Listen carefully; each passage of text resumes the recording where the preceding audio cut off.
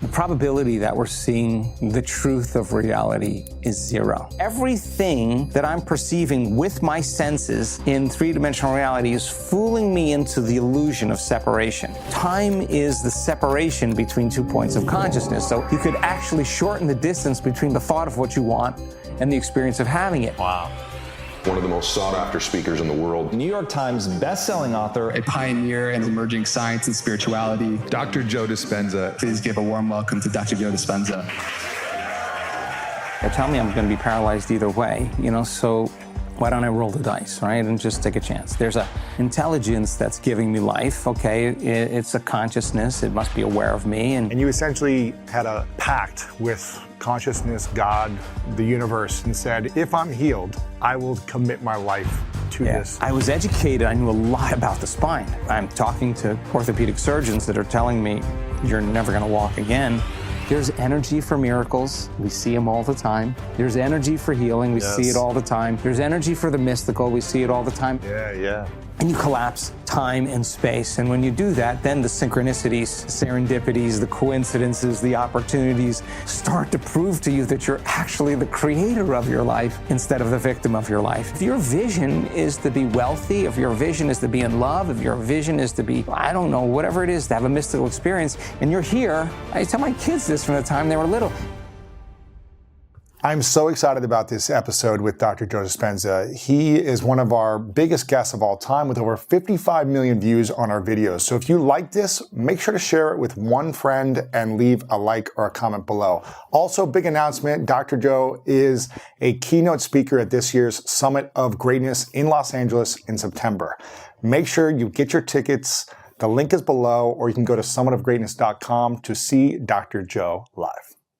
Welcome back, everyone, to the School of Greatness. Very excited about our guest. We have the inspiring Dr. Joe Dispenza in the house. Good to see you once again, my friend. Great to be with you, Louis, as always. Very excited. I was telling you beforehand that our interviews on YouTube have done over 55 million views together over the last 5 years since we've had you on, many different interviews. How many interviews have I done? Probably 5, I'm assuming. Wow. 4 or 5. And maybe 6, I don't know. But people love when you're on here. I've been to your event, 7-day, week-long event that is incredible. And the things I witnessed there within myself about how my mind and my body transformed was so powerful. And things I witnessed from others were extremely powerful. We're going to talk about some of that work that you're doing today. But I think people are just resonating with your message because they're confused about the world, they're confused about their mind, they're confused about their body, they're confused about the struggles and the challenges that they're facing on a day-to-day basis. They want to learn how to simplify their life. They want to learn how to draw on their life, attract their desired future. They want to learn how to manifest better. They want to learn how to have a more peaceful, harmonious life. And they don't understand how to tap into the energy, the frequencies, the pharmaceutical healing powers within us, not outside of us, because we think it's all outside of us. And you talk about a lot of this. You have incredible best-selling books. We're going to talk about the documentary as well. But before we get into how, what, and why people can start accessing these things, can you share for people who maybe don't fully know your context of your story, how you even got into this, what you've discovered before and what you're starting to discover now in terms of this work in this space? Sure. First of all, thank you of course. For all of that. I think I just was raised in a family where I had 2 parents that were, my mother was first generation Italian, my father was from Italy, and they were very family-based and they loved their children, and whatever interests that my brother and I had, they would fully support and endorse. And so I was a curious kid, but was also very Western, played, sports just like everybody. And then I read a book by Paramahansa Yogananda, and when I was 19 years old, Autobiography of a Yogi. And what intrigued me the most was I was raised in a very traditional Roman Catholic family, that there were other things happening that I was unaware of, these saints and these mystics in the book that had really powerful effects on reality, caused me to start thinking differently. And so I kind of got really super involved in yoga, super involved in martial arts. It was unpredictable for me to do anything like that, but somehow it piqued my interest. And then went through college, went through graduate school, moved to San Diego, and had a martial arts studio, had a yoga studio. Really? Yeah. Were you teaching yoga, or were you just Yeah, owned the I was studio? teaching yoga in the 80s when people on. said that you were going to get possessed by yoga. Like I had challenges because nobody did yoga. So I had a yoga studio right in Pacific Beach in San Diego. And I also spent a lot of time studying hypnosis because I had roommates in college that were deep state somnambulists. They would sleep and talk to each other in their sleep the entire time. Really? Yeah, it was kind of weird. And I was running through a building in undergraduate school at Rutgers University. I was going to my organic chemistry class, and I saw this piece of you remember? I don't know if you remember, but they used to hang papers like this, and they would cut the bottoms with the phone number. Yeah. I saw it said "Learn while you sleep," and I just ripped that tag off, and I thought, I'm taking 21 credits that semester. I was taking a lot of credits. And I'm like, this could help me, and it was really about hypnosis. So I started reading about hypnosis while I was taking 21 credits, because what I wanted to do is I wanted to go to class and not have to take any notes. I wanted to learn everything right in class so I didn't have to study, and that I could just replay the lecture by the end of the day, and I would remember as much as I could. So it required, a little bit of programming for that. Anyway, long story short, I took a good portion of my college loan, and I went to a school that taught different levels of hypnosis. From hypnotist all the way to clinical hypnotherapist. Really? I put over 500 hours in studying it, and I started my own practice, and that's how I generated money to go to chiropractic college, and I started witnessing some pretty amazing changes in people, like right before my eyes. Like there was some power to the mind that I saw. The effects were taking place right in front of me, which of course piqued my interest again. I got decent at the fact that I didn't have to take any notes when I went to school, and ran a clinical practice. And then when I moved from Atlanta to San Diego to start my life after I'd graduated, I started doing triathlons, and that was kind of the hotbed where triathlons were. San Diego, SoCal. Yeah, Southern California. I sponsored all the 10K races in San Diego, and then I was in a triathlon. I got run over by a truck, and I broke 6 vertebrae in my spine, and the prognosis was pretty bad.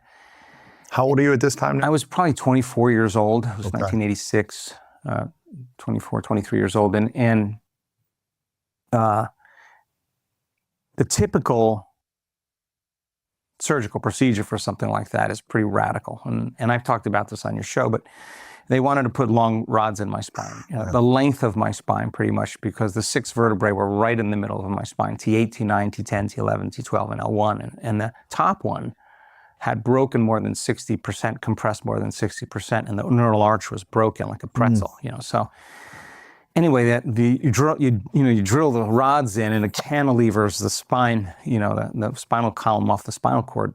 It's not much flexibility in that afterwards. That was my big thing, right? Because we had 4 opinions from 4 of the leading surgeons, and they were all saying surgery, surgery, surgery. In 1986, you really just didn't tell a doctor you weren't going to have surgery. In fact, they thought I had a head injury when I was saying I don't want to have the surgery. But I thought, listen, I'm not going anywhere. I'm not doing anything. They're telling me I'm going to be paralyzed either way, so why don't I roll the dice, right? And just take a chance. There's a intelligence that's giving me life. Okay, it's a consciousness. It must be aware of me. And when you're conscious, you're aware. When you're aware, you're paying attention. When you're paying attention, you're present. So if it's a consciousness, it's present with me. So I got to get present with it. I got to give it a plan. I give it a design. I got to give it a very specific orders. And then I got to surrender because I can't do it. This intelligence knows how to heal way better than I do. Anyway, theoretically, it sounds really good, but I couldn't get my mind to do what I wanted it to do. I just kept going to the worst case scenario. I'm going to live in a wheelchair for the rest of my life. Should I sell my practice? Should I sell my home? I'm never going to walk again, And I couldn't control my mind. And that was the part that really intrigued me the most because I read the book where the mystics were doing all these kind of incredible miracles and healings, and I witnessed some of the powers of the mind when I was doing hypnosis, and I knew I had to get beyond my analytical thinking mind to get into the operating system to make a change, and I couldn't control my mind, and that was a dark night of the soul for me because I kept going to the worst case scenario instead of the future that I wanted. And I think when we're pressed in stress or survival, you always prepare for the worst, right? There's better chances of survival. So for me, I couldn't control my mind, and that became the obsession. And it took me hours and hours. I have nothing else to do, really. It took me hours and hours and hours to really go through a process, and where I felt like I was complete enough and present enough that I gave it a good message. Because if my mind was wandering all over the place, I knew that the signal I was giving it wasn't clear. So anyway, what I didn't know is that I was learning how to pay attention and be present, and I was also firing and wiring a whole new set of circuits in my brain that was creating a new level of mind. And then it got easier, and then what took me 3.5 hours to do, I was doing in 45 minutes.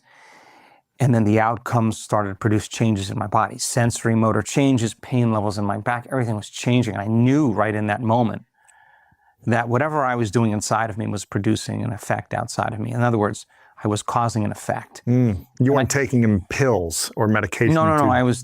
There was not an option. They wanted to put me in a body cast.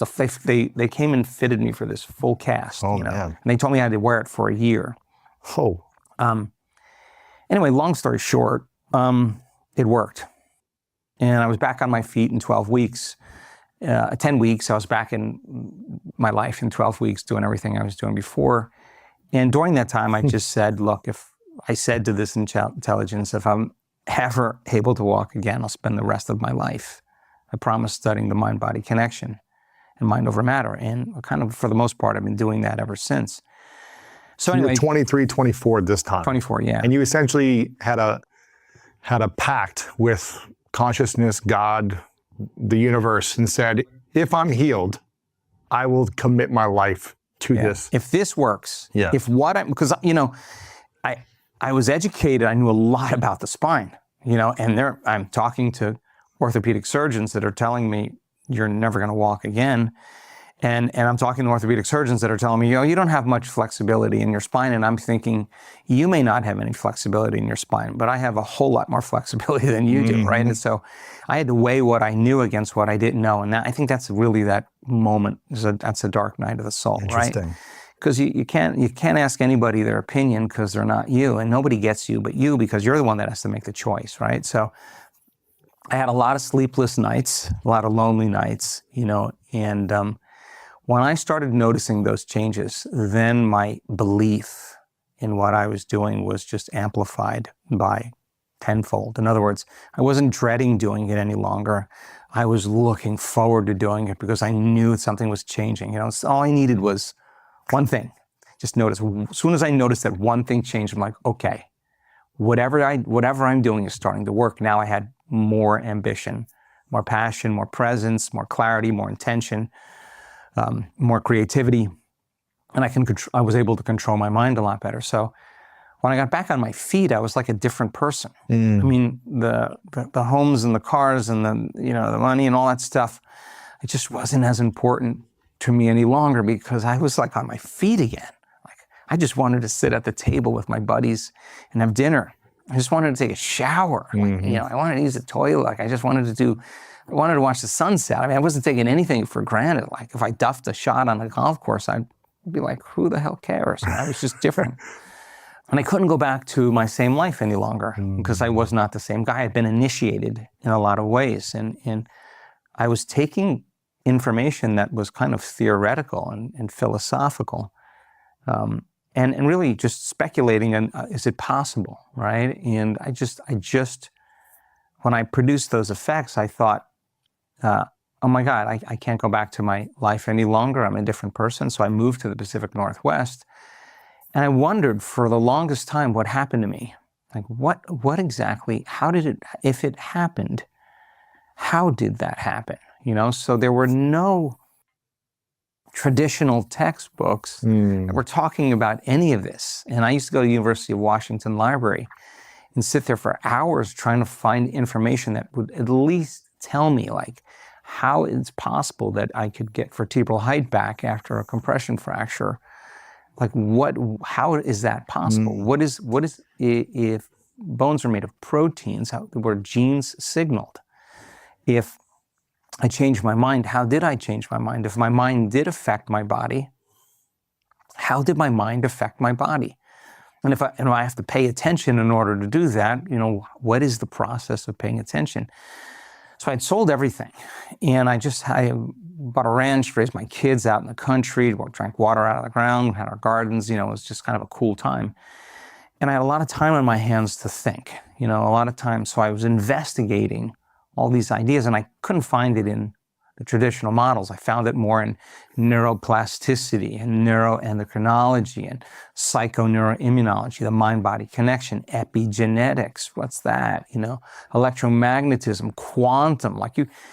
I remember reading something that said you cannot explain a cut, the physiology of a cut, without a quantum understanding of reality. And I thought, well, that's really interesting, because the mechanistic model says it's charges and then, it's molecules. It's not like that at all. It's something else. And so I embarked on this journey, and then I thought, God, are there other people that ever had similar experiences that I had that could heal their body in some way? And that's when I started studying spontaneous remissions. And so I traveled to over 17 different countries and interviewed people that were treating conventionally or unconventionally. They were staying the same or getting worse, and all of a sudden they got better. And I wanted to know what the cause was that produced that effect. Now, Of the spontaneous remission. the spontaneous remission, Or would that be called a healing? quantum healing, whatever you want to call it. Yeah. Like, they got better. They got better, but the we don't know. prognosis was not good. They had terminal health condition, a chronic health condition, and then it went away. And we didn't know why. No one knew why. The doctors didn't know why. Nobody knew why, but I was curious, right? So you went to all these countries and interviewed these people. A lot of people, over hundreds and hundreds of people. And it was a lot just to create a way, a methodology to be able to gather these stories. Anyway, I was a Puritan at the time. I made my own Essene bread. I was vegan. Really? I was. You had a garden, you were planting your own food, you were doing everything. My whole life, I was always health-minded. I did yoga, I did martial arts. I thought you could heal anything with yoga. I thought diet was super important, vitamins, whatever. And I was looking for the commonalities, and that wasn't a commonality. And I was a Puritan at the time, and I was just like, Those weren't a commonality. They were not. Maybe some people but that. it wasn't common. It wasn't all. No, but there were other common things that were more prominent than that. Really? And it was really interesting, because one of them was that the majority of the people believed that there was some intelligence within them that was beyond their senses, that they could not experience with their senses. They couldn't see it or smell it or hear it or taste it or feel it. But there was a power that was within them, whatever you want to call that, that was giving them life. And they thought that they could interact with it and connect with it. So I was curious, because I believed that as well. And that was a commonality. The second thing that was really fascinating was that they changed. They said, okay, if I have 6 months to live, if I only have a certain amount of time, if I actually healed tomorrow, how would I live? If I had another chance, how would I live? 'Cause I'm going to start living that way. Or if I only have 6 months to live, do I really want to be an attorney? No. I want to be an artist. And they just changed. And I think, it's really interesting, because I think when they understood that if they, on some level at the end, when they changed, they healed, right? So, and then I started studying the idea of the personality, right? Your personality, how you think, how you act, and how you feel. Keep thinking the same way, keep acting the same way, keep feeling the same way. Your personality is the same. Your body and your life is the same, and nothing changes in our life until we change, right? And so these people started, when they reached that lowest denominator, where the chemo wasn't working and the radiation wasn't working, the drug trial wasn't working, the surgeries didn't work and the diet didn't work, and the yoga didn't work, and the ayahuasca or whatever it was, the psilocybin, LSD didn't work. They still were dealing with their health condition. And there was a moment where they were like, nothing was making that feeling of emptiness go away. Nothing, that disturbance, that discomfort, nothing was making it go away. And I think when you're at that point, you can see yourself clearly through the eyes of someone else because you don't feel like you any longer, right? So you can pay attention to how you're thinking. You can notice, how you've been acting for the last 20 years, the choices you've been making.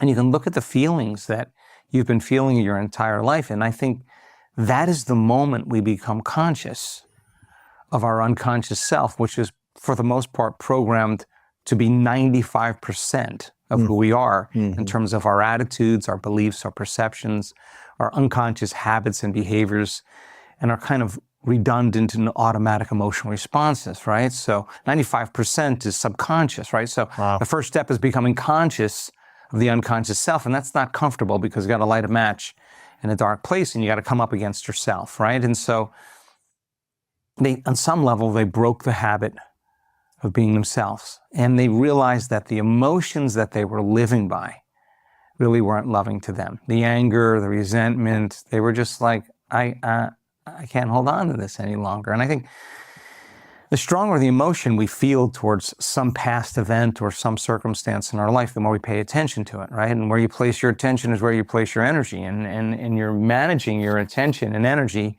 to some person or some circumstance or some past event. You're giving your power away, right? So build your field, take your power back, take your attention off that person, overcome the emotion.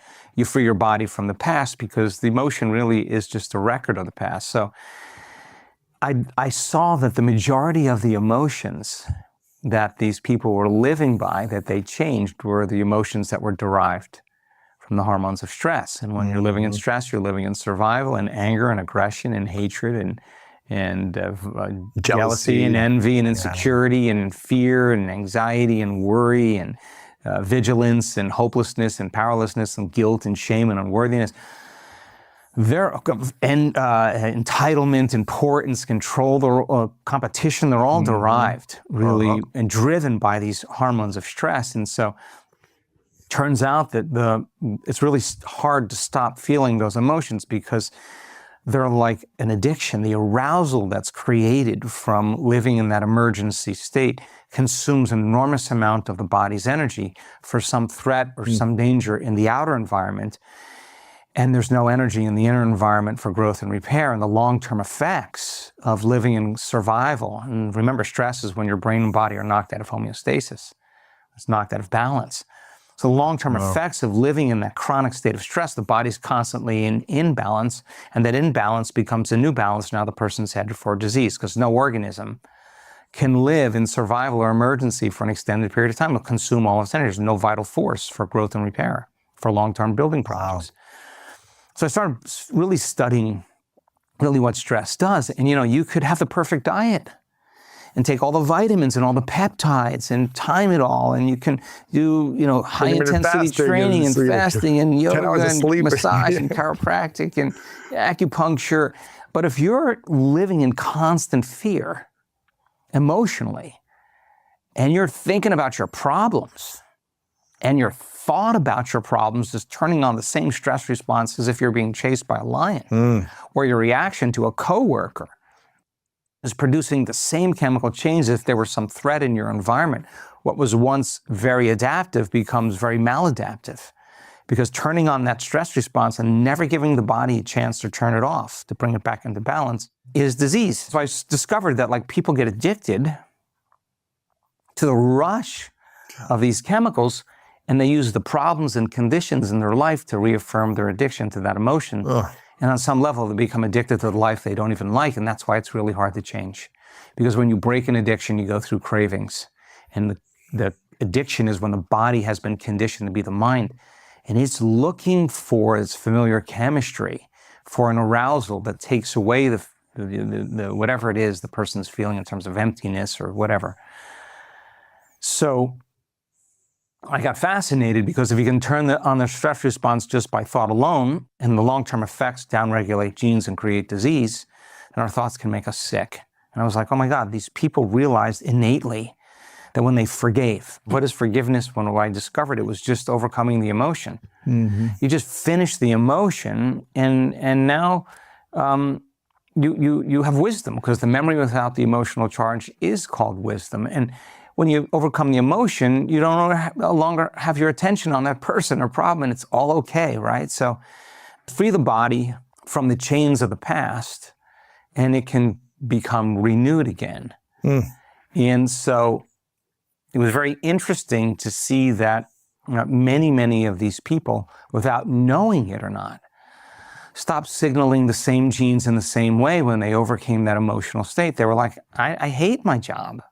I hate my relationship. I'm going to just make choices. If I only have 6 months to live, I'm going to live happy. Like, I don't want to live unhappy. I'm going to choose to live happy. Choosing, right? And if you're choosing, you're changing. And if you're not choosing, you're not changing. If you're not changing, you're not choosing, right? So they made a choice, and the hardest part about change is not making the same choice as you did the day before. And get ready the moment you do. You can intellectualize, but it's going to be uncomfortable. It's going to be unpredictable. It's going to be unfamiliar. There's going to be some uncertainty. You're stepping into the unknown. And if the addiction of those emotions, where the body's been conditioned to be the mind, the body starts telling the mind to return back to the known. Start tomorrow. You're a failure. It's your mother's fault. You were abused. I need a brain scan. There's something's wrong with you. This isn't right. All of the voices come up because the body's wanting you to think the same way, so you can make the same choice, so you can do the same thing, so you can create the same experience, so you can feel the same emotion, return back to that familiar place. Why does the body want you to stay in a familiar place of fear and stress when it's not the most optimal place to be in this physical world? I think it because the emotions cause us to see the future through the lens of the past, because the emotion is a record of the past. So you're always planning for the worst thing to happen when you're in that state. So the body has been conditioned to be the mind, the servant is the master, and the programs like, how do you open a doorknob? Well, you may not consciously remember, but you'd go, oh, you do it this way. Well, your body knows how to do it better than your conscious mind. That's 95% of who we are is those automatic behaviors, emotional responses. So epigenetics says the environment signals the gene. But the end product of an experience in the environment is an emotion. So the body's so objective that when it's living in an emotional state, it's believing it's living the same past experience 24 hours a day. So not knowing it consciously, the person, when they surrendered the emotion, they overcame the emotion, they no longer signal the same genes in the same way. If they're no longer behaving the same way, there's behavior-dependent genes that are no longer a signal. There are experience-dependent genes. If you stop having the same experiences, you'll stop signaling those same genes. And genes make proteins. And proteins are responsible for the structure and function of your body. And the expression of proteins is the expression of life. So without knowing it, they changed. They became so conscious of their unconscious thoughts, behaviors, and emotions that they wouldn't go unconscious to them in their waking day. They knew that old self had to be retired. And how many times do we have to forget until we stop forgetting and start remembering? Really, that's the moment of change, right? So they went through that dark night of change and making a different choice and stepping into the unknown. And of course, the body wants to be in the familiar because we've been conditioned that the unknown is a dangerous place. I mean, you run from the unknown when you're living in survival. So taking a chance in the unknown, if you're living in stress and living in survival, goes against what's programmed in our biology in terms of survival. Cling to the known and wait for the threat or danger to go over. But for the most part, if the body's addicted to the emotion, it's going to be constantly obsessing about the worst case scenario in our life. So breaking the addiction, the body goes through cravings, and they went through those periods where they had a neurological, a biological, a chemical, a hormonal, and genetic death of the old self. They were no longer thinking the same thoughts that made the same chemicals that created the same feelings that signaled the same genes. They were no longer firing and wiring the same circuits. And so there was dissonance going on in the brain as the brain was breaking apart its circuitry and loosening up its connections. That dissonance is the body moving out of the known. It's a unpredictable order, right? It's novelty. So the body genetically and hormonally and chemically and neurologically is going through this kind of chaotic process. But one of the other things they did really well, which was the third thing, is they said, I got to reinvent myself. Like I can't be that same person. If I were to live my life, how would I think? How would I act if I had a new life with my ex, with my coworkers, with my kids, with my spouse? How would I behave differently if I'm not going to behave this way? Because this way is making me feel really bad and really unhappy. And no one's going to make me happy but me, okay? So how am I going to be and behave in my life? And then really the greatest part of it all was that they started thinking about, how do I want to feel? Like, I don't want to feel resentment and impatience and frustration any longer. I want to feel gratitude. I want to feel joy. I want to feel inspired. I want to be in love. These are the feelings I want to create. Can I teach my body emotionally what that future life looks like before it happens?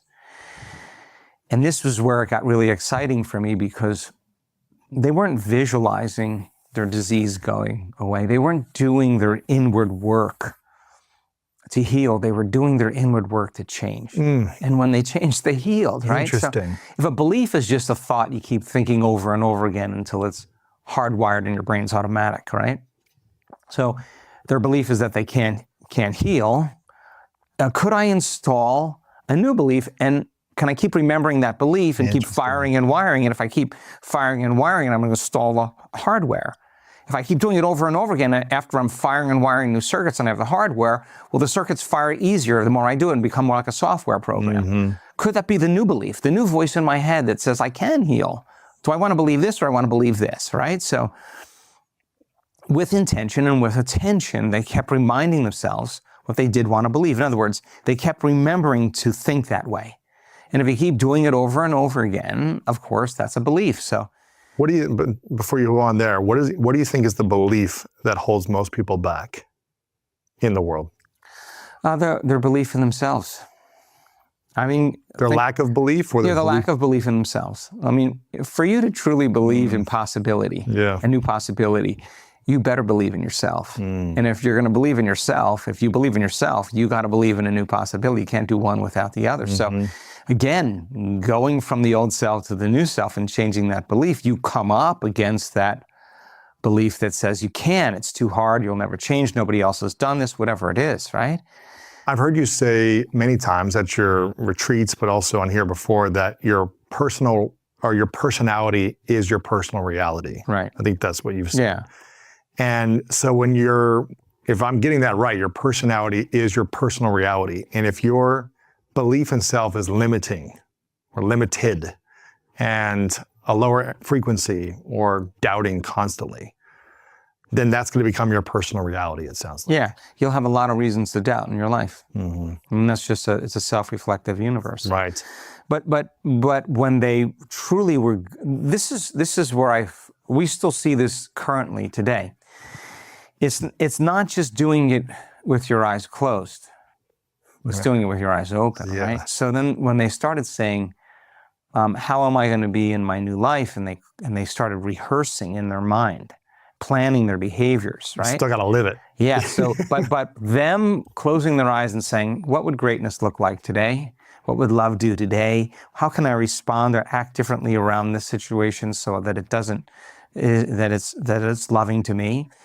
What would be the greatest expression of myself? And they started to think about how they would behave. The act of rehearsing the behavior started to install circuits as well. They're priming their brain. They're putting the circuits in place to use. And if you keep doing it, it gets easier to behave that way. And then keep feeling the emotion, right, of their future, and stop feeling the other emotion, you're making different chemistry. Right. And if you're truly feeling the emotion and having the intention to behave that way, and having the intention to think that way, the stronger the emotion you feel, the more you remember to behave that way, the more you remember to think that way. And if you can memorize that emotion, the body's so objective that it believes it's living in a new environment. It doesn't know the difference between the real life experience that's creating the emotion the person's creating by thought alone. And in some level, they started to transition to this new person, and the side effect of their change They were sleeping better through the night. They started having less anxiety. They started noticing that their pain levels went away. They started to notice that they could eat more different foods, So they started to see the experiment working, like, oh my God. And I talked to some people. I remember talking to some people. They were like, yeah, my diagnosis was 20 years ago. Yeah, my diagnosis was 6 years ago. They told me I had a year to live, Wow. And like, I'm so happy. And yeah, it just went away. And, so I was mystified by that. And that kind of started the journey. And the last thing they had in common, which I found so fascinating, was something that I experienced as well. When they closed their eyes and decided who they no longer wanted to be, and they decided who they did want to be, and they were crossing that river of change, when they were doing that inward work, they lost track of space and time. They just, when they opened their eyes, they thought it would be 15 minutes later, and it was an hour and 15 minutes later, and they were like, I don't know what happened. And so then I started looking into research on what part of the brain really can make thought more real than anything else, and it's the frontal lobe. And I've read every researcher and every single research paper, every book on the frontal lobe, anybody that was a really great scientist. And frontal lobe is like a volume control. It's the creative center. It's when you have an idea, speculation, invention. When you're looking at possibility, it switches on, and it's the CEO, it's a symphony leader. And it's going to look out over the landscape of the entire brain and call up different circuits of knowledge and experience that you have and seamlessly piece them together. Wow. And when it does it and the nerve cells start firing in tandem, your brain creates a holographic image, a picture, and you're selecting a new possibility. And you're like, I can do that. That's possible. You're selecting a new possibility, right? That's the creative center. It's an unknown.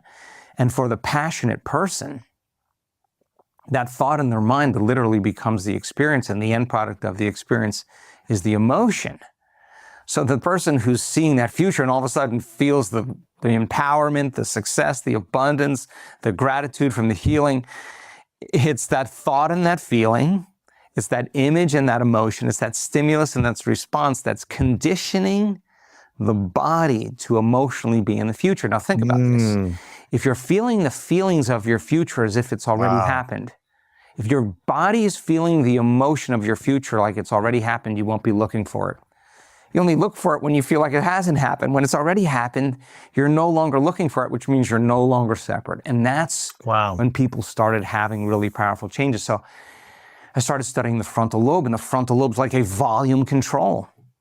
And when it switches on and you assign meaning to an act, if I said, Lewis, if you did this, like whatever it is, if you did this, and I can tell you all the reasons, all the benefits, and I can give you the what and the why. And you go, I got it. And I showed you how. The moment you got the how, if you understood the what and the why, you would assign meaning to the task, and the frontal lobe switches on, and it wants the intentional outcome. It doesn't want a half an outcome, it wants the outcome, and it's going to keep doing it until it shortens the distance between the thought and the experience, right?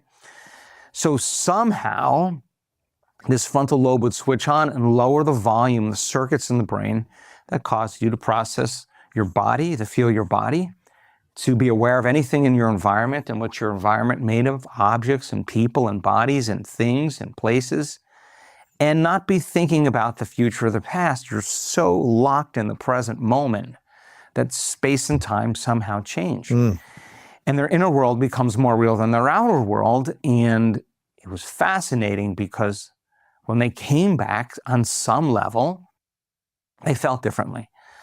So anyway, I wrote a book about it.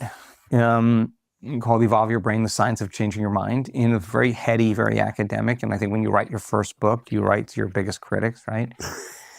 and then there were some documentaries that came out, and people were starting to ask really important questions. Like the theory and the philosophy was really good, but people started saying to me, okay, if your thoughts have something to do with your future or your life, how do you do it?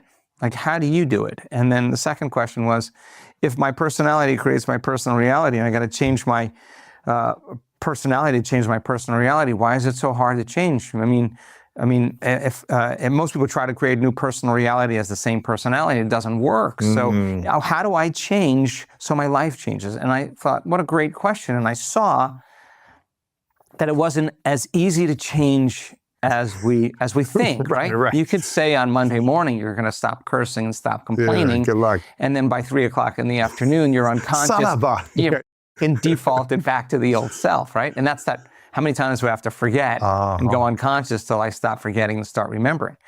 I mean, if you want to be happy, really happy in your life, you got to stop complaining, because complaining doesn't make you feel happy. If you want to be happy, you can't judge another person, because the judgment is not going to make you feel happy. So you got to, that anything that's not loving you must die. You know, I mean, or a part of us must die that's not love, right? Right. And I Or think it must transform in some way. in some way, but there is some death that goes A on. letting go, Yeah. a death, a surrender. And an addiction, you know, you break the addiction, right? So Gosh. anyway, so these documentaries came out. We're doing seminars around the world, and I was listening. I was on panels, and I was listening to these questions. And this was, you know, early 2000s, and I realized that there weren't a lot of people teaching how to do it, right? So I thought, okay, I'm going to start running these. People were talking about it theoretically. Right. It was all, you know, that's how it was at that time. And I thought, well, I'm just going to start teaching these events. I'll take everything that I've learned from the spontaneous remissions, everything that I've researched on neuroplasticity. I went back to school, studied neuroscience. I went to brain imaging classes. I got really into it. And I thought, God, I'll teach these classes, you know, on a Friday night and all day Saturday workshop. I'll teach about brain waves. I'll teach about placebo. I'll teach about, you know, emotions and survival and stress, and, you know, give them people information. And then I'll give them something to do. And I think people came for the first couple of years, and they felt better at the end of a one-day workshop. But I didn't see any really big changes. Right. I was like, okay, well, maybe I'm done. You know, maybe it doesn't work. But everybody kept saying, "Can you teach another one?" So then I would do another one, and then another one, and then I kept level 2, level 3, level 4, you know, I just kept going, and then I got to a point where I didn't know anything else. And then I had a mystical experience one morning right before the first day of this event that changed me, completely changed me. What year is this? Roughly? In 2011 or 2010. And I was like, oh my God, there's way more to reality than I thought. Like, there's way more. And so somewhere in the mix around this time, I started seeing people stepping out of wheelchairs with MS. Not once, not twice. I saw people with Parkinson's disease, with a lot of facial paralysis and tremors in a weekend workshop. Like, say, I don't have any tremors. I'm out of my wheelchair, and they're dancing around, and I think I was more surprised than anybody. Like, I was really super surprised what was taking place. I was witnessing something happening right before my eyes, and I kept saying, something's got to be. There must be an inner event that's going on there, that inside that person, that is so real, so transcendental, that it's changing their biology, and they're upregulating genes for health, and they're downregulating genes for disease, and something's going on in their brain, something's going on in their body. And so that's when I changed everything. That's when I said, okay, we're going to stop doing these weekend events, and we're going to do a 4-day event, you know, 1 evening and 4 full days, and we're going to do scientific measurements. We're going to measure brains before the event and brains after the event. And I wanted to see that the changes weren't just in their mind. I wanted to know that they were in their brains. So I brought a team of neuroscientists together. We did a lot of quantitative EEGs. And then I did something really interesting, and we started measuring brains in real time. So I could see their brains while the meditation was going on. And then if it requires a clear intention, that's a function of a coherent brain, and an elevated emotion, which is a function of the heart, okay? Let's see if we can change the brain and heart in really specific ways. So in the beginning, we partnered with Heart Math Institute, and we did a lot of analysis on HRV, and we wanted people to be able to sustain heart coherence, not just for 5 minutes, but for 45 minutes. I wanted it to become a skill. What is heart coherence for people that don't know? Okay, so I'll tell you what heart incoherence is first, and then I'll tell you what heart coherence is. So if you're living in stress and you're living in survival, and there's a physiological change in your body when you perceive a threat or a danger in your outer world, or you have the perception that something's going to get worse than that, automatic or autonomic system switches on, and there's an arousal that takes place, and there's a rush of adrenaline, and your heart rate starts to increase, and your respiratory rate starts to increase, and blood is sent to the extremities and away from the internal organs, and glucose is being mobilized, and you're getting a lot of energy to run, fight, or hide.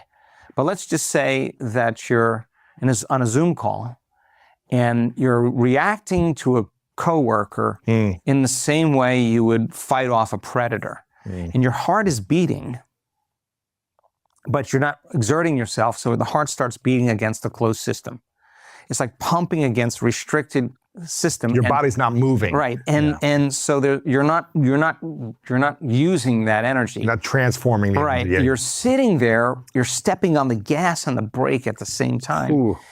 And the heart's beating against the closed system, and it starts beating very out of order, very erratically, and it starts losing its variability in terms of its beat. And when the heart gets incoherent, if you study any type of waves, when waves are incoherent and they interfere with each other, they cancel each other out. And when waves cancel each other out, energy drops. So energy leaves the heart when you're resentful, when you're impatient, when you're judgmental, when you're frustrated. No doubt about it, your heart's beating differently than when you're grateful, when you're appreciative, when you're kind, when you're caring, when you're loving, when you're inspired.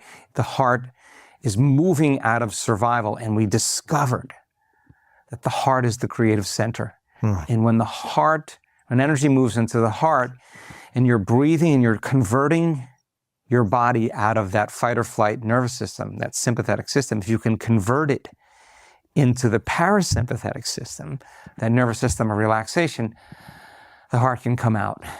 It's no longer living in survival or stress, and energy naturally moves into the heart, and the heart starts beating in this beautiful rhythm, like beating a drum or dropping a pebble after pebble after pebble in the water. And the heart starts to emit an external field, a magnetic field. But what we discovered that was even more exciting was that once energy drops into the heart, the heart, the creative center, resets the baseline for the emotional trauma in the past and tells the brain that the past is over. And that's the moment it sends a very strong signal to the brain, and the brain moves into a very creative state. Frontal lobe and the alpha brain waves are created, and now you're starting to see in images and pictures, the heart's telling the brain it's safe to create. And so getting the heart and the brain synchronized became this fascinating thing. And we discovered the more you relax into your heart, and we teach this, the formula is when you relax into your heart, the more relaxed you get into your heart, the more awake you get in your brain. Because the heart, like taking a big sheet and going like this, it sends a wave of energy to the brain, and the brain moves out of that aroused high beta brainwave state into a more creative state, right? A more alpha state, and you see in pictures and images. So keep relaxing into your heart. We discovered if you can sustain that, the brain moves into these complex patterns of order where waves are on waves are on waves are on waves, that delta is carrying theta, and theta is carrying alpha, and alpha is carrying beta, and beta is carrying high beta, and high beta is carrying gamma, and there's like harmonics of waves, and every single brainwave in the brain is harmonically in resonance. And gamma is super consciousness. So now you're relaxed in your heart, out of survival, out of stress, and the more relaxed into your heart, the more the brain goes into these elegant states of super awareness and super consciousness. So when you're living in stress and you're living in survival, stress for the most part is created when you can't control something, you can't predict something, or you have the perception that something in your life is going to get worse, and this alarm system switches on. And now what we try to do is we try to control and predict and manage everything in our life. So the arousal causes the brain to go into a super alert state. We become materialists, and we narrow our focus, we get over-focused, and we shift our attention from one person to another problem, to another thing, to another place, to another meeting. And every one of those elements in your life is mapped neurologically as a neurological network in the brain. So shift your attention in an aroused state to one person, to another person, to another person, to another problem, to another thing, to another place, like a lightning storm in the clouds. the brain starts firing its compartments and its modules out of order. Measure the brain when it's like that, and it's really incoherent. It's chaos. It's chaos. And when the brain's incoherent, we're incoherent, right? When the brain's not working right, we're not working right. When we're in stress, then we become obsessive. When you're in stress, you're over-focusing. You're very narrow-focused, and you're over-focusing on whatever that issue or that problem is, and it's consuming all of your attention, right? So we discovered then, if we could teach people to go from that narrow focus, and because stress causes us to become materialists, if there's a predator behind the rock, you freeze and you narrow your focus on the cause, and you're looking at the material world. You're looking at matter. You're looking at the particle, because in survival, that's where your attention should be, on your body, on your environment, and on time. In other words, if T-Rex is chasing you, you better be thinking about your body. You better be thinking about where you're going to run in your environment, or what object or thing you can hide behind. Right. And you're going to be thinking about how much time it's going to take me to get from here to there, right? You need to be in the 3D world. You're immersed in the 3D world, and the senses are heightened because that's where the threat and the danger is. So all of our attention and energy goes in the 3D world, and now we're victims to however the 3D world plays out, right? And so we're matter trying to change matter on some level. When the brain is firing out of order like that, and the more incoherent it gets, the more incoherent or dysregulated the autonomic nervous system gets. And stress is autonomic dysregulation. So the autonomic nervous system controls and coordinates all other systems. So your heart moves out of balance. You can have arrhythmias, tachycardia. Your digestive system is not a time to digest when you're living in stress and survival. So your digestive juices shut down. Your coordination of enzymatic release changes, your sensitivities to things, because your response to the environment is weakening the organism. Blood goes to the hindbrain and away from the forebrain, so you're more reactive. Your immune system dials way down because all the energy is going for the outer world. All the energy is going to the extremities and muscles, so you get tightness and soreness because you're not exerting yourself. Wow. It's not a time to procreate. It's not a time to make a baby. All those systems that require long-term projects are shut down. We discovered during this process, if we could teach people to do the exact opposite, to take their attention off of everything physical, off their body, off the people in their life, all the objects and things they own, all the places they need to go, the place they live, the place they sleep, the place they work, the place they're sitting, and if they're not thinking about the predictable future, the familiar past, to literally lose track of space and time and become nobody, no one, no thing, nowhere, and no time. To literally take off all of your attention off of everything physical and material and go from a narrow focus, focusing on everything physical, everything known, to a broadened focus and an expansive focus, and focus on nothing. And the act of sensing space, for some reason, causes us to stop thinking and analyzing. And if you're not thinking and analyzing, you're slowing your brain waves down. And the act of sensing and not analyzing, and not thinking about your brother or your sister or your spouse or your fiance or your children or your coworkers. You're not thinking about your cell phone, your computer, your car. You're not thinking about where you need to sit, where you need to go. You're not thinking about what's going to happen next or what happened yesterday.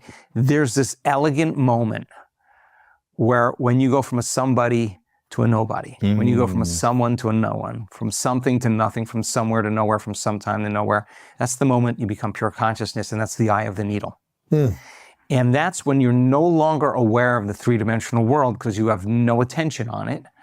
That's the moment you become pure consciousness, and that's the eye of the needle. So and that's the goal that we want to get to. But for those watching or listening, they might be thinking, that sounds like the hardest thing to ever do. Actually, it's not. It's actually, Really? let me tell you what it is. I mean, before you share that, can you share, because I have this graphic from one of your books, can you share about, so people can understand, what is this material 3D world? Okay. Can you just kind of, where most people live in, the 3D world. And before you get into that, there's a quote from one of your books that you said as well, that if an atom is 99.9999% energy and 0.00001% physical substance, that I'm actually more nothing than something. More information, yeah. More information than something, right? And nothing too, yeah. So why do I keep my attention on that small percentage of the physical world when I'm so much more? Is defining my present reality by what I perceive with my senses the biggest limitation I have? And I think this is from The Habit of Being Yourself. Yeah, so the probability that we're seeing the truth of reality is zero. Wait, what does that mean? Say that again, and what does that mean? The probability that you and I are perceiving all of reality is zero. We are looking at a small frequency of light. The spectrum of visible light, red, orange, yellow, blue, green, indigo, violet, that rainbow of light, that's a small spectrum in the huge electromagnetic field, right? All those different frequencies. We got this small little bandwidth. Look in a physics book or any book or Google it, and you'll see the wavelength of light, this tiny little band in this huge number of frequencies there are in the universe. That small band of frequency, the light that's coming from the sun, the light that's coming from these lights, that light is bouncing off the most stable form of energy. In this room, right? Matter is the most stable form of energy, and it's fooling us into the illusion of separation. So now I'm consciousness, you're consciousness. How do I know I'm consciousness? Because I'm aware, right? But in the three-dimensional reality, right, I'm conscious, but what I'm conscious also is of me. And everything else that exists in three-dimensional reality, I'm conscious that I'm separate of. I'm separate from the cameras, I'm separate from you, I'm separate from this table. Everything that I'm perceiving with my senses in three-dimensional reality is fooling me into the illusion of separation. So in three-dimensional reality, our senses plug us into that reality. Take away your sight, take away your hearing, take away your smell, take away your taste, take away your feeling with your body. You would have no experience of three-dimensional reality, but yet it could still exist, but you're unaware of it. So then here I am local in space and time, and everything is height and depth and width, and that I'm into this illusion of separation. And in this realm of three-dimensional reality, there's an infinite amount of space. Space is eternal. In fact, it's accelerating, right? So the way we experience everything in three-dimensional reality is we do things. So if I want to go from here to my car to get something, I have the thought, I'm Joe Dispenza, I'm local in space and time, I'm separate from everyone and everything, I'm aware, and my awareness goes to my car. So now I have another point of awareness, another point of consciousness. I have a thought, and I want to have an experience. And the only way I'm going to have the experience in three-dimensional reality, as far as I know, to get to my car is I'm going to have to get up and move my body through space from one point of consciousness to another point of consciousness, from the cause to the effect, from the thought to the experience. And as I move through space, that's called time. So time is the separation between 2 points of consciousness. So everything that we create in this three-dimensional reality takes time, and it takes energy. So then there's you have a dream, you're aware that you're here, I'm local in space and time in this moment, and I want to have this dream of going on a vacation or making millions of dollars or getting a perfect partner, whatever that is, and your brain naturally puts that vision of your future and it estimates 2 years down the road or 3 years down the road. Why? Because you got to save money, you got to sacrifice, you got to work extra hours, you got to cheat a little bit, you got to lie a little bit, you got to compete a little bit. If you're matter trying to change matter, and you want this experience in three-dimensional reality, it's going to take a lot of time and energy because your brain's going to say, I know you. It's going to take a lot of doing back and forth until you finally have the experience. And when you have the experience, the emotion that's created from the experience takes away the lack or separation from not having it. So in three-dimensional reality, we create from lack or separation. You see someone with a sports car, you see someone with a wardrobe, and you look at it and your brain automatically goes, I want that because I don't have it. So we create in three-dimensional reality based on lack. And so the brain has the image, I want one of those, it puts it in the future, and then we have to work really hard. And for matter trying to change matter, we force outcomes, we control outcomes, we try to predict outcomes, we compete for outcomes, because there's only a certain number of resources that we can do in three-dimensional reality to get what we want. You can get really good at it after a while. You can get trained, you can get educated, you can learn from your mistakes. Yes. And sooner or later, you'll be able to accumulate a lot of things that take away a lot of lack for a lot of people. But the question is then, does it make them happy, right? So, Right. So anyway, so that's the 3D. So that's the 3D world, Yes. right? So then you see the wardrobe and you see the sports car, your brain creates the image, you come back to three-dimensional reality and it's not there, and you think we can't create reality because it didn't appear, right? And so then our belief that we are creators in our life has to be changed, right? And the only way you can change that belief is through experience, because experience is the best professor. So you said, well, it's probably really hard to do that because we call that getting beyond yourself. Well, think about it. If you're living by the addiction of the hormones of stress and all of your attention is on your body, your environment, and time, and to change is to be greater than your body, to be greater than your environment, and to be greater than time, then when you're addicted to the hormones of stress or you're living in stress, it's really hard to change. That's hard to It's do. really not a time to change. So we discovered, and we've looked at enough brain scans, that when you say, I can't do this, it's too hard, instead of you getting up and quitting and saying, I can't meditate, or this is not for me, that if you actually sit and you go past that thought, you're stepping into the unknown.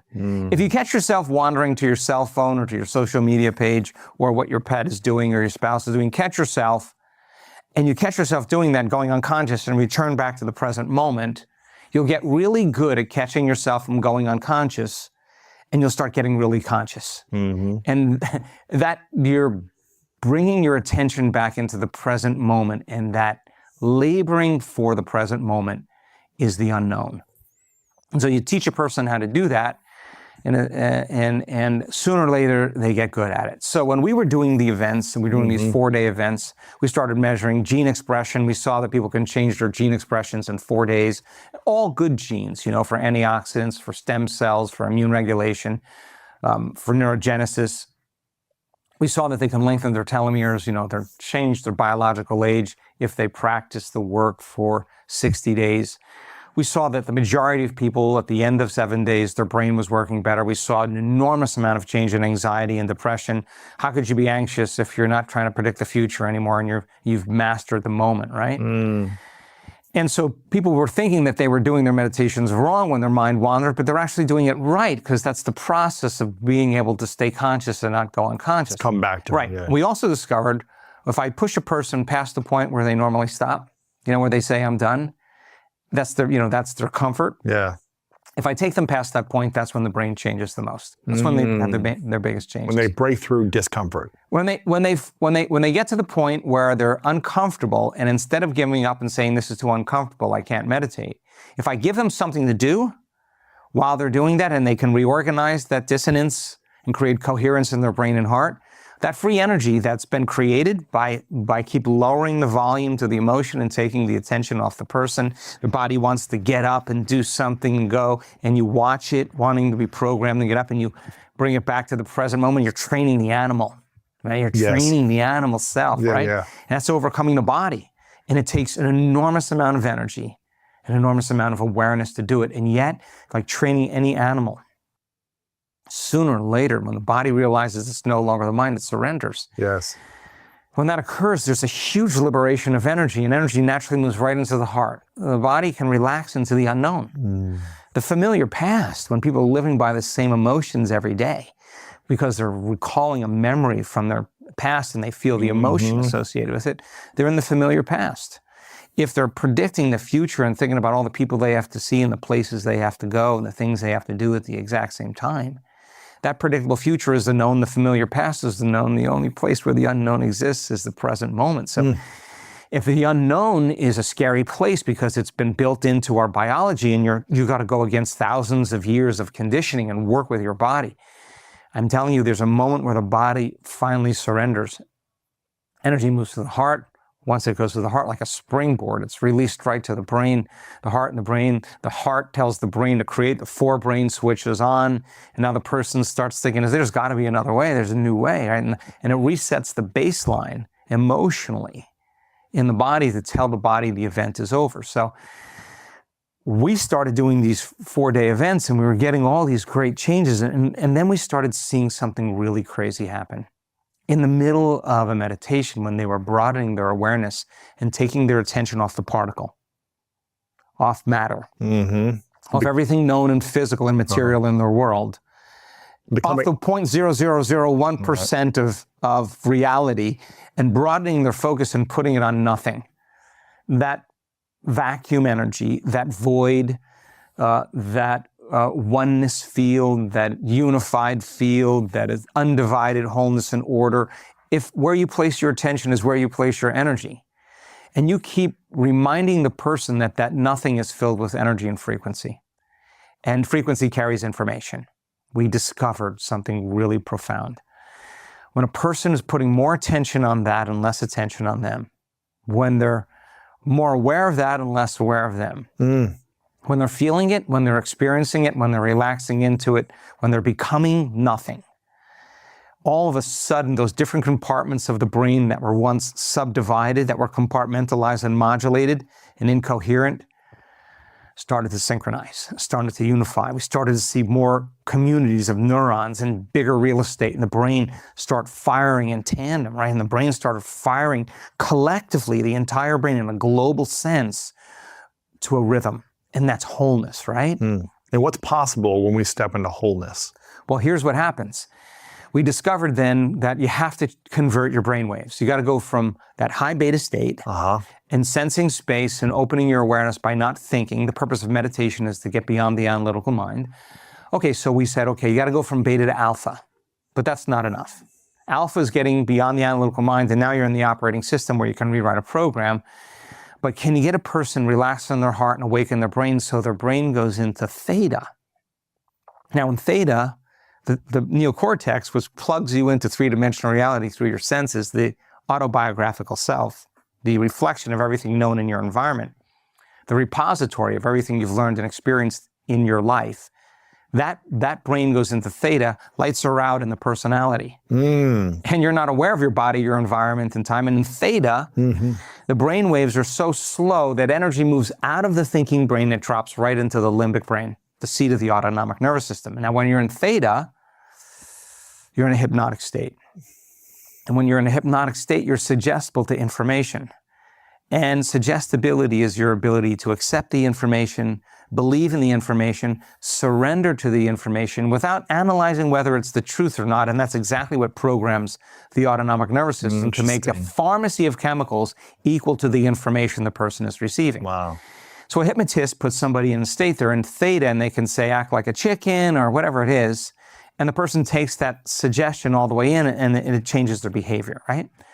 But the person's in a meditation. They're in a suggestible state, but their eyes are closed. There's music filling the space. They're not eating, they're not tasting, they're not smelling, they're not moving around, feeling with their body, but the door is open between the conscious mind and the subconscious mind. There's only one other place where you can get information from, and that's frequency. And we discovered when the brain is in a state of coherence, in a state of order, and the person is dialing down the thinking brain, all of a sudden there becomes an entrainment between that invisible field of energy that exists beyond our senses and the person's autonomic nervous system, which is like a tuning fork. And right on the top of the limbic brain, sitting right on top, is this little antenna called the pineal gland. And it has these little crystals in it that are very sensitive to electromagnetic frequencies. Dial down the thinking brain, open the door between the conscious mind and the subconscious mind, energy falls back in the limbic brain. Teach a person how to stay relaxed, half asleep, let their body be asleep while they're awake. Tune into energy and frequency, get their brain entrained, get their heart entrained to coherence. Sooner or later, there's a read, there's a match. And the moment there's a match, and the energy is hitting that pineal gland, the entire limbic brain goes into these unbelievably high states of autonomic regulation. Now remember, stress is autonomic dysregulation. Yeah. But now we're talking about energy informing matter. And the autonomic nervous system is moving into such high states of coherence and such a fast frequency that every single cell in the person's body is being informed with new information. And the effect of that is a biological upgrade. Like, there's the eczema, now it's gone. There's a Parkinson's, now it's gone. There's a stage 4 cancer that was in the bones, that was in the organs, now it's gone. And there's the blindness, now the person's seeing. There's the muscular dystrophy, which is insane, and now the person's out of their wheelchair. There's the myasthenia gravis, now it's gone. There's a spinal cord injury, there's a stroke, the person's all of a sudden took a bite of wholeness, because that unifying field of energy, according to Bohm, is undivided wholeness. It's a frequency that exists faster than the speed of light, and E equals mc squared. So anything that's material or physical that's vibrating or traveling at the speed of light is going to turn into pure energy, it's disappear. And when it disappears, you move into that realm where everything's connected. Everything is more orderly, everything is more whole. So their interaction with wholeness is being reflected in their biology. So we started seeing these elegant states, and then we started doing 7-day events, because I was like, if this is happening in 4 days, why don't we go to 7 days? Now, we just did our 50th. I saw that. That's 50th week-long. It's incredible. I know. I spent the year of my life. Holy cow. Week-long events. So we did 50 week-long events, and now a scientist and friend of mine who's a medical doctor and the researcher, PhD, super intelligent, very well-trained empirical scientist, comes to one of our week-long events in Cancun, and he sees someone on the stage that was diagnosed with stage 4 cancer that metastasized to all of her organs in her body. And now all of a sudden she's on the stage. She was at an event 2 months earlier in Mallorca. Now she came to Cancun. She's on the stage and she said, the doctors told me to go home and die. I tried everything. I tried all the drug trials, the chemos, diets there. And I had a moment.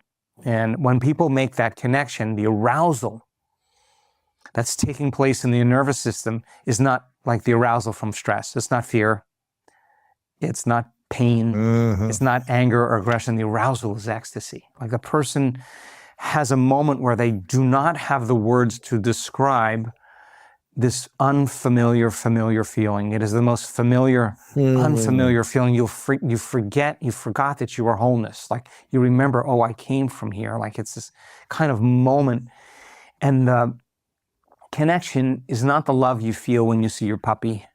It's not the love you see. It's a good kind of love. That's a love. It's a kind of bonding, 3D love, 3D chemical thing. This is electric.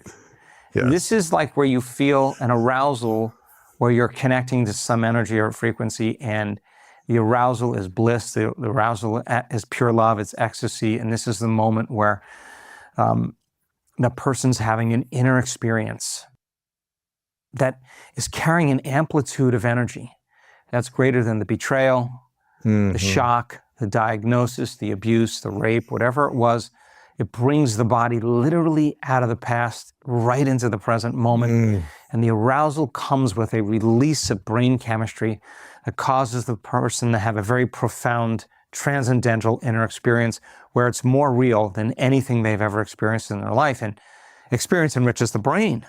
So now their brain is getting rewired to some mystical moment, and then a signal that's being traveled to the body that's lifting the body with energy and light. And the body's, all disease is a lowering of frequency, an incoherent frequency. The body's getting a dose of order. It's getting a dose of high regulation. It's getting a dose of wholeness. And the wholeness then is reflected. So this guy, who's a friend of mine, sees all of this, and he's a researcher, fellow at UC San Diego. And I went to breakfast, and he was like right in my face. And he runs 17 clinics in Southern California, and he's a brilliant dude. And he's like, trial clinics, drug clinics, right? He's a physician. He runs pain clinics. Yeah, gotcha. And for PTSD, and all other kinds of pain. And he was like, I don't know, like we got to start doing research. I said, I've been doing research, monkey. He said, no, we got to do research. So that's when we partnered with UC San Diego, and that's when we started doing these 7-day events, and we've got probably the largest database in the world on meditation. So when we take the blood of those people who have that connection, there's information in their blood that was not present before the week-long event. There's chemistry in their blood that's being transformed from information on frequency. It's being transduced into chemistry that somehow reflects greater health and greater order. So when we started doing the research with UCSD, we saw that the scientists were, by the way, extremely dubious. They were very skeptical. They wouldn't even give me the handshake. They just thought I was kind of a crazy dude. But I said to them, okay, 90% of the people think their same thoughts every day. Same thoughts, same memories, same thoughts, same choices, same behaviors, same experiences, same feelings and emotions, same emotions influence very same thoughts. Biology has to stay the same. Same outcomes. Same outcomes. I give people new information. Really have it be information that's based in science. It's the contemporary language of mysticism. Have them learn that information, make it simple, but it's easier to forget it than it is to remember it. So you got to teach it back to a person next to you. You got to wire it in your brain. You got to understand what you're doing and why you're doing it, right? Install the hardware. Nothing left to conjecture, nothing left to superstition, nothing left to dogma. Learn the information, you got new thoughts. To set up the conditions in the environment for people to apply it, to use it, to personalize it, make a different choice. Do something differently. Create some new experiences, feel new emotions. Will their biology change? And they were like, theoretically, yes. Well, they had no idea. After our first event we did with them, right before COVID, there were such dramatic changes in novice meditators that really never meditated before. They were just kind of like, my husband told me to come, my wife told me to come, my coworker, my sister told me to come. And then experienced meditators as well. And when we took the plasma from those advanced meditators and we started experimenting with it, like they closed the lab because COVID happened, and we put the spike protein, the COVID virus, the pseudovirus, in the presence of the plasma of an advanced meditator and did what's called an adoptive transfer, put an ACE receptor cell, a lung cell with an ACE receptor, that's where COVID usually enters. We saw that on an electron microscope, both exterior and interior, that somehow the plasma of people who had those transcendental moments that were experienced meditators, the virus couldn't enter the cell. It was defending it. The cell was greater than the environment. In other words, there was some mechanism that was causing those furry little spike proteins and viruses to stick to the outside of the cell. They couldn't get in. So then we did a bunch of experiments and we isolated a protein in the plasma of advanced meditators. That's information that was not there before the week long, but was there at the end of the week long without taking any exogenous substance. They're not ingesting anything, changing their diet, taking a drug. All of a sudden, their blood has this information that's causing their body to be greater than their environment. There's an immunity that's taking place. And we found this little protein, and proteins come from genes, and somehow novice meditators were upregulating thousands and thousands of metabolites in their blood at the end of 7 days to suggest that their body literally was living in a new environment, and they were in a ballroom. A ballroom looks like a big sound booth. There's nothing really stimulating in a ballroom. And without eating anything or taking any drugs or any pharmaceuticals or any vitamins or changing their diet or any therapies, their body was making a host of different chemicals and upregulating thousands of metabolites and genes to suggest that their body was literally living in a whole new life. When we take the plasma then of those people that have this kind of interaction with energy and frequency, and we put it in the presence of cancer cells, like a uterine cancer cell, the mitochondrial function in the cancer cell, and cancer cells love to move and multiply, and the mitochondria are the energy packets that cause them to do that. 70% of the mitochondrial function in the cancer cell, lights were out and took the energy out of the cancer cell. So we expanded the study to what percentage of people, if we did pancreatic cancer cell, if we did breast cancer cell, whatever we did one study where 84% of the people that were advanced meditators, 84% had the same effect on mitochondrial function. That's more than 8 out of 10 people, that's 4 to 5 people, somehow are producing this anti-carcinogenic chemical. Take the information in the blood, put it in the presence of an Alzheimer's gene that downregulates the gene for Alzheimer's. There's pro-life, pro-growth in there. Take the plasma of advanced meditators at the end of 7 days and look at their gene expression. Now, everybody in the 2,000 people or 2,200, 2,500 people at a week-long event has their own genotype, right? Yours is different than mine. If you're a different race, it's different.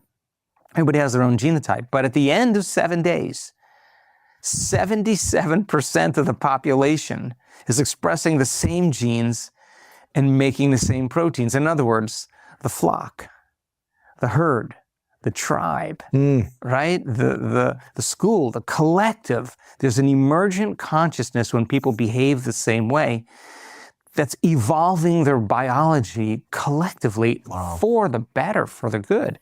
And so we started seeing like people reporting pain levels dropping from their health conditions. So we did a study with 63 different health conditions, one intervention, meditation, 63 different health conditions.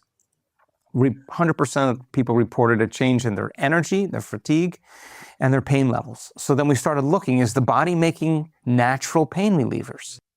And so we started looking at endogenous opiates.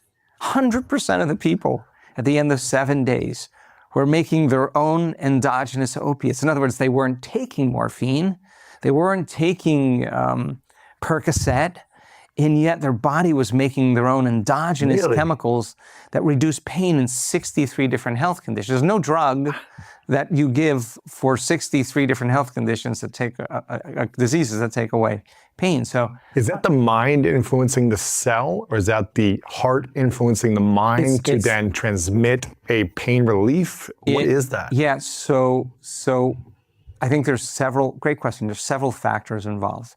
The heart produces opioids, and we practice sustaining heart coherence. We want to get so good at doing it with our eyes closed, we can do it with our eyes open, right? So when you feel loved, you feel free. Right, and not only free, but you're totally okay with everybody. Yeah, I love everything. Like, you see beauty. When you're in your heart, you see beauty, and our students' oxytocin levels sometimes are 200 times normal. Wow. That's not a little love. That's a lot of love. And at the same time, we have people whose amplitudes of heart coherence are 3 times higher, 200% higher than normal. That's not a little love.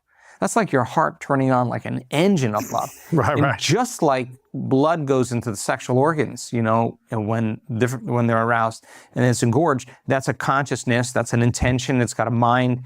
Imagine that kind of intensity moving into your heart.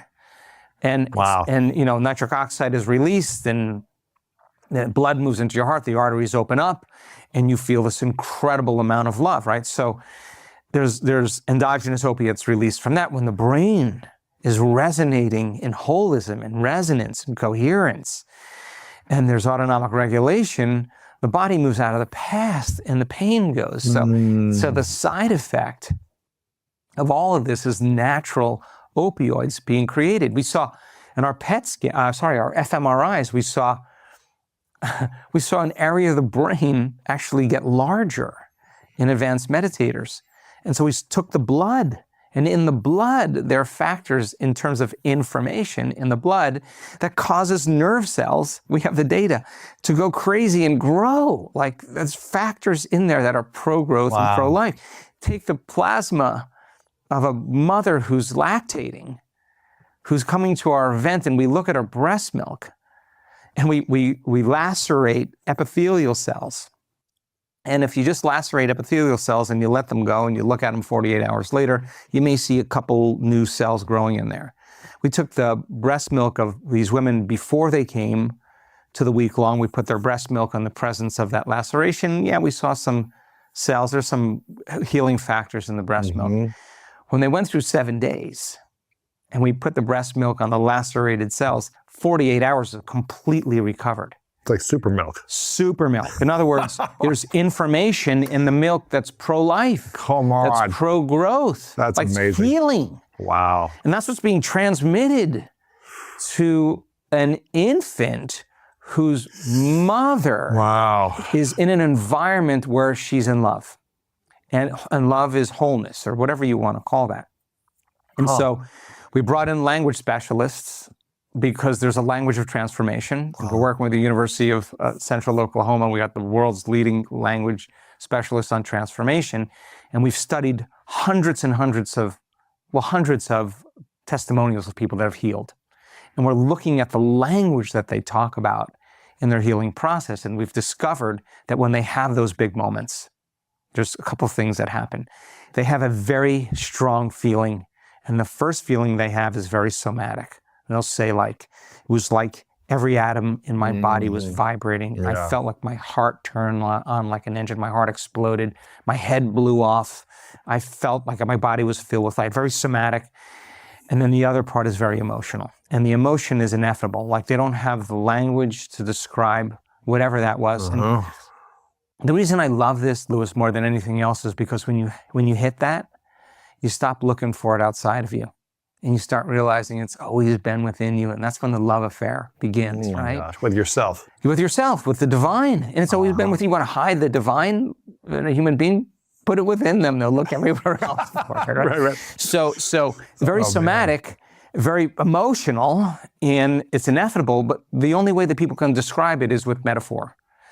Because metaphor is like using what's known to understand an unknown, because in the circuitry of their brain, in three-dimensional reality, this is information that's coming from beyond three-dimensional reality. There's no language for that. There's a language for everything that you know. So the only thing you can do is you can try to explain an unknown by using lots of knowns. And that's kind of a Hebbian law. Get enough circuits firing. If I said, receptor sites look like craters on the moon, but they're not craters. They're more like flowers. When flowers have antennas, in the center is a kaleidoscope, and the chemical fits in like a lock and key and turns a kaleidoscope. But like dropping a pebble in the water, the antenna gets the signal, and the DNA unzips like unzipping a zipper. So you're using all these metaphors to help someone understand something unknown called a receptor site, right? So when people have these transcendental experiences with energy and information beyond their senses, they don't have the language to describe, like it's, and the language specialist came to the event in,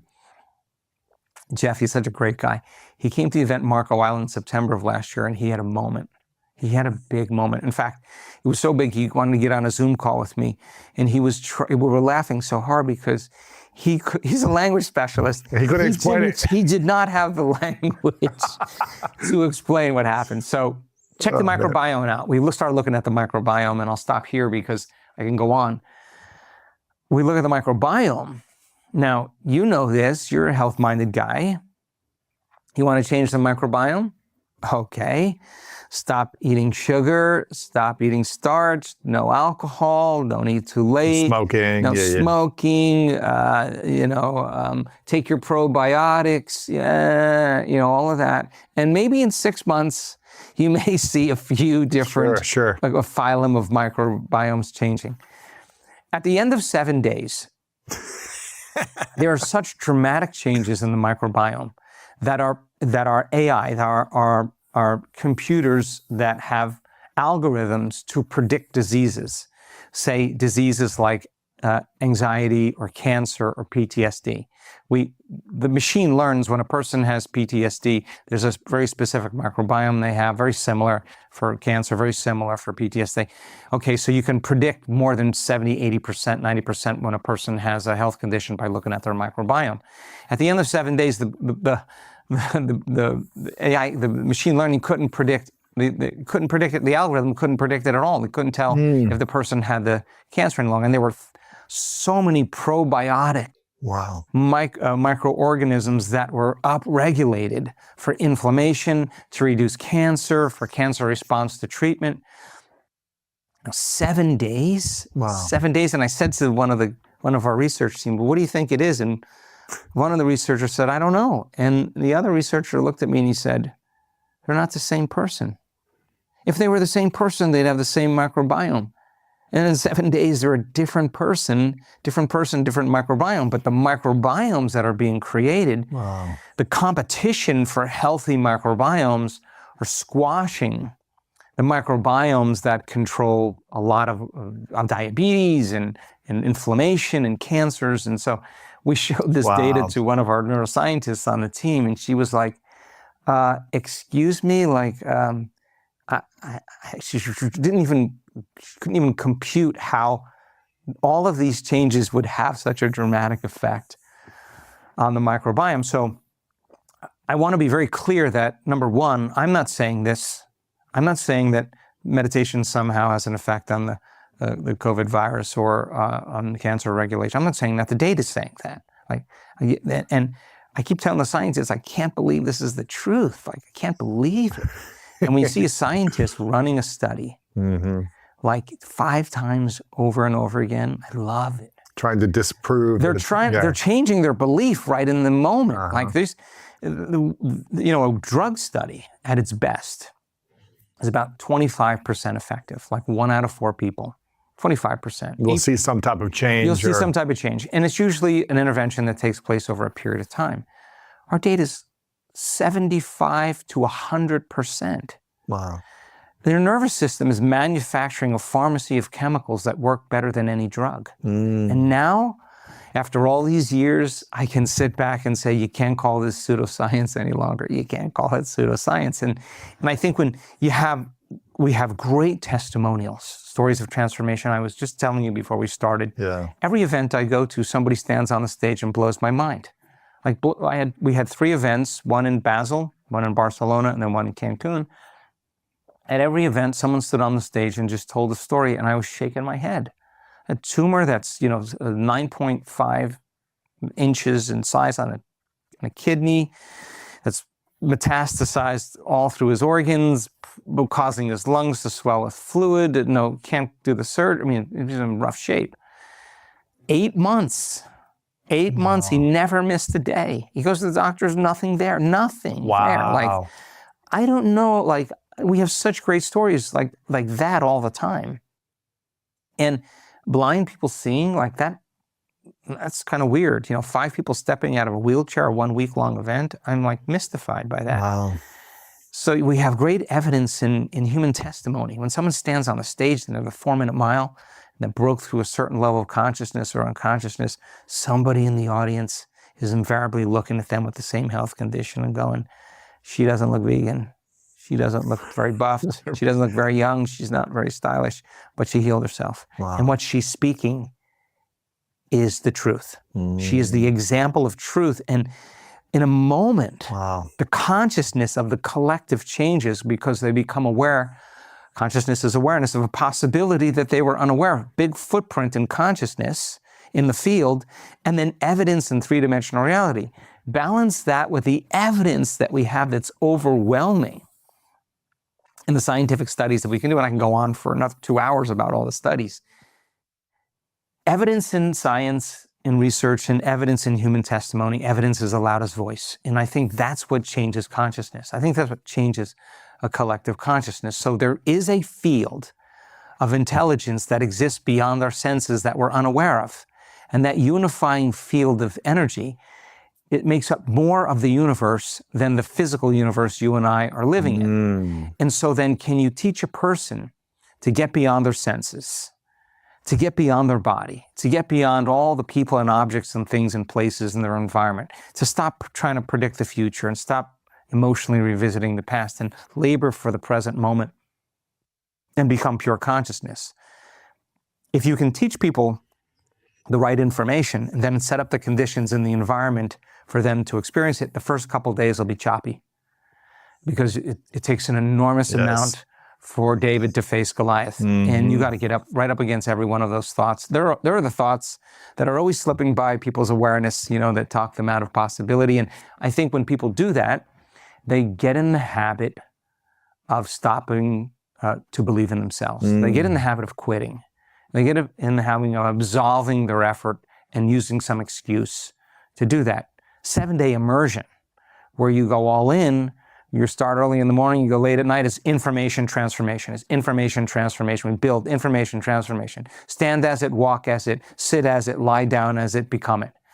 Right? So the overcoming process we've discovered is the becoming process. And that 95% that's unconscious, you have to face off with and you got to finish it. So the thought doesn't slip by your awareness unnoticed by you when you return back into your life, where your emotional response to the same person or same circumstance causes you to no longer see the vision of your future because you're feeling the emotions of your past. You'll believe in your past more than you'll believe in your future, right? And so when we started doing all these case history studies and really looking at people's stories, it was so obvious that they were doing exactly what the people that how their spontaneous remissions were doing. They weren't doing their meditations to heal. That's not why they were doing them. They were doing their meditations to change. Right. And they were surrendering any aspect of their limited self to join the greater self, to lose the sense of self, separation to nothing. And that nothing turns out to be rich in something, and energy and frequency carries information. And so interacting with that energy and frequency with coherence in your nervous system begins to be translated into our biology as a reflection of wholeness. And we see it across the board over and over again. So when a person then becomes nobody, no one, no thing, nowhere, no time, and they're in that void, in that vacuum, in that nothing, if you teach them to pay more attention to it and put more awareness on it and feel their connection to it, not only is their nervous system going to get highly organized and highly entrained, but when they connect to it and that little radio receiver at the top of the limbic brain, the pineal, that little radio receiver starts to transduce information into chemistry in the brain, that's when the person has that full-on sensory experience beyond their senses, and now they're in that 5D reality. And in 5D, it's all energy, it's all frequency, it's all connected, there's no separation. It's all consciousness, it's all vibration. There's nowhere to go, you're everywhere all at once. There's no separation because there's nothing to be separated from.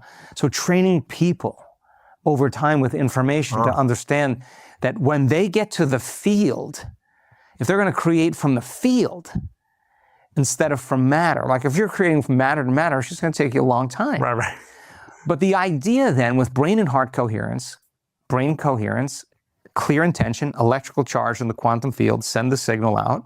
We talked about this last time.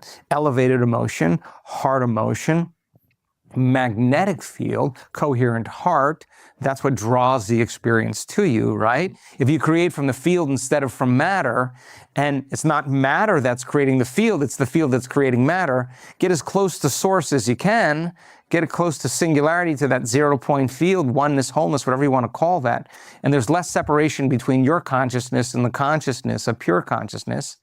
If there's less separation between 2 points of consciousness, there's less time. You create from the field instead of from matter. You could actually shorten the distance between the thought of what you want and the experience of having it. And the cool part about it is when you get your nervous system tuned and there's a vibrational match and you're creating from source, why would you go anywhere to get it? Well, if you were source, you wouldn't go anywhere to get it. You would draw it to you. And you collapse time and space. And when you do that, then the synchronicities, the serendipities, the coincidences, the opportunities start to prove to you that you're actually the creator of your life instead of the victim of your life. And so then people do the work, not because they have to. They do the work because they don't want the magic to end. I mean, every time I go into nothing, I go into nothing with the understanding that it's not nothing. I saw the data. The scientists do meditation. I ask them, why do you do meditation? They say, because it's medicine. This is medicine. Like yes. I do the work because I'm the grad student running the trial here. I saw what it did. I'm doing it with the intention of changing my biology. Yes. And the other thing I discovered when people give their testimonials is when they do their meditation sometimes 3 times a day. And 3 times a day. Why 3 times a day? Well, that's because they're all the other things they've been doing in conventional and unconventional things aren't working. And the only thing that can work is their belief in themselves. Mm-hmm. So when they default and they respond and react and start doubting, and they start feeling the emotions of their past, they can't believe in their future any longer. So they got to sit down and change that. And when it's the hardest, it matters the most. That's when you got to do it. That's when it matters the most, because anything after that point is easy. So they're doing their meditations 3 times in one day to keep changing their emotional state. Because when you feel the elevated emotion, you can believe in that future because that emotion connects you to that future. So it would be really prudent to get really good at sustaining heart coherence with your eyes open. No person, no circumstance, no condition move you from the state, right? That's the initiation, right? So some of these people would have changes in their health, by doing their meditation every day. but their blood values and their scans weren't changing. And they're like, okay, wait a second. I'm not going to say this isn't working because I'm sleeping better and I have less pain and I have my appetite back and, I feel better, I have more energy, but my cancer's still there. And what am I missing? What's my blind spot? Oh my God. When I see this person and I go to here and I go there and I do this, I default. I had seamlessly default back to the old person. So they're actually doing their meditations to make sure that they can sustain that state, and they start rehearsing. 1 hour of a good meditation against 15 hours in my day where I'm stressed out and fearful and anxious, I'm signaling the wrong genes here. My body can't go back into homeostasis. I'm out of homeostasis. Okay. This isn't loving to me, justified, valid or not. Me holding a grudge against that person, it's only killing me. I'm drinking the poison, hoping they're going to die. So they're like, oh my God, this is more loving to me to feel this way. So now the walking meditations that we do become very instrumental because you got to walk as it. You got to walk as it in your life. Like you got to walk as it in your life. You got to believe it, behave, and become. Believe, behave, become. That's the mantra. And really practicing it is what will allow you to become it more frequently. Exactly. Until you actually become it. Yes.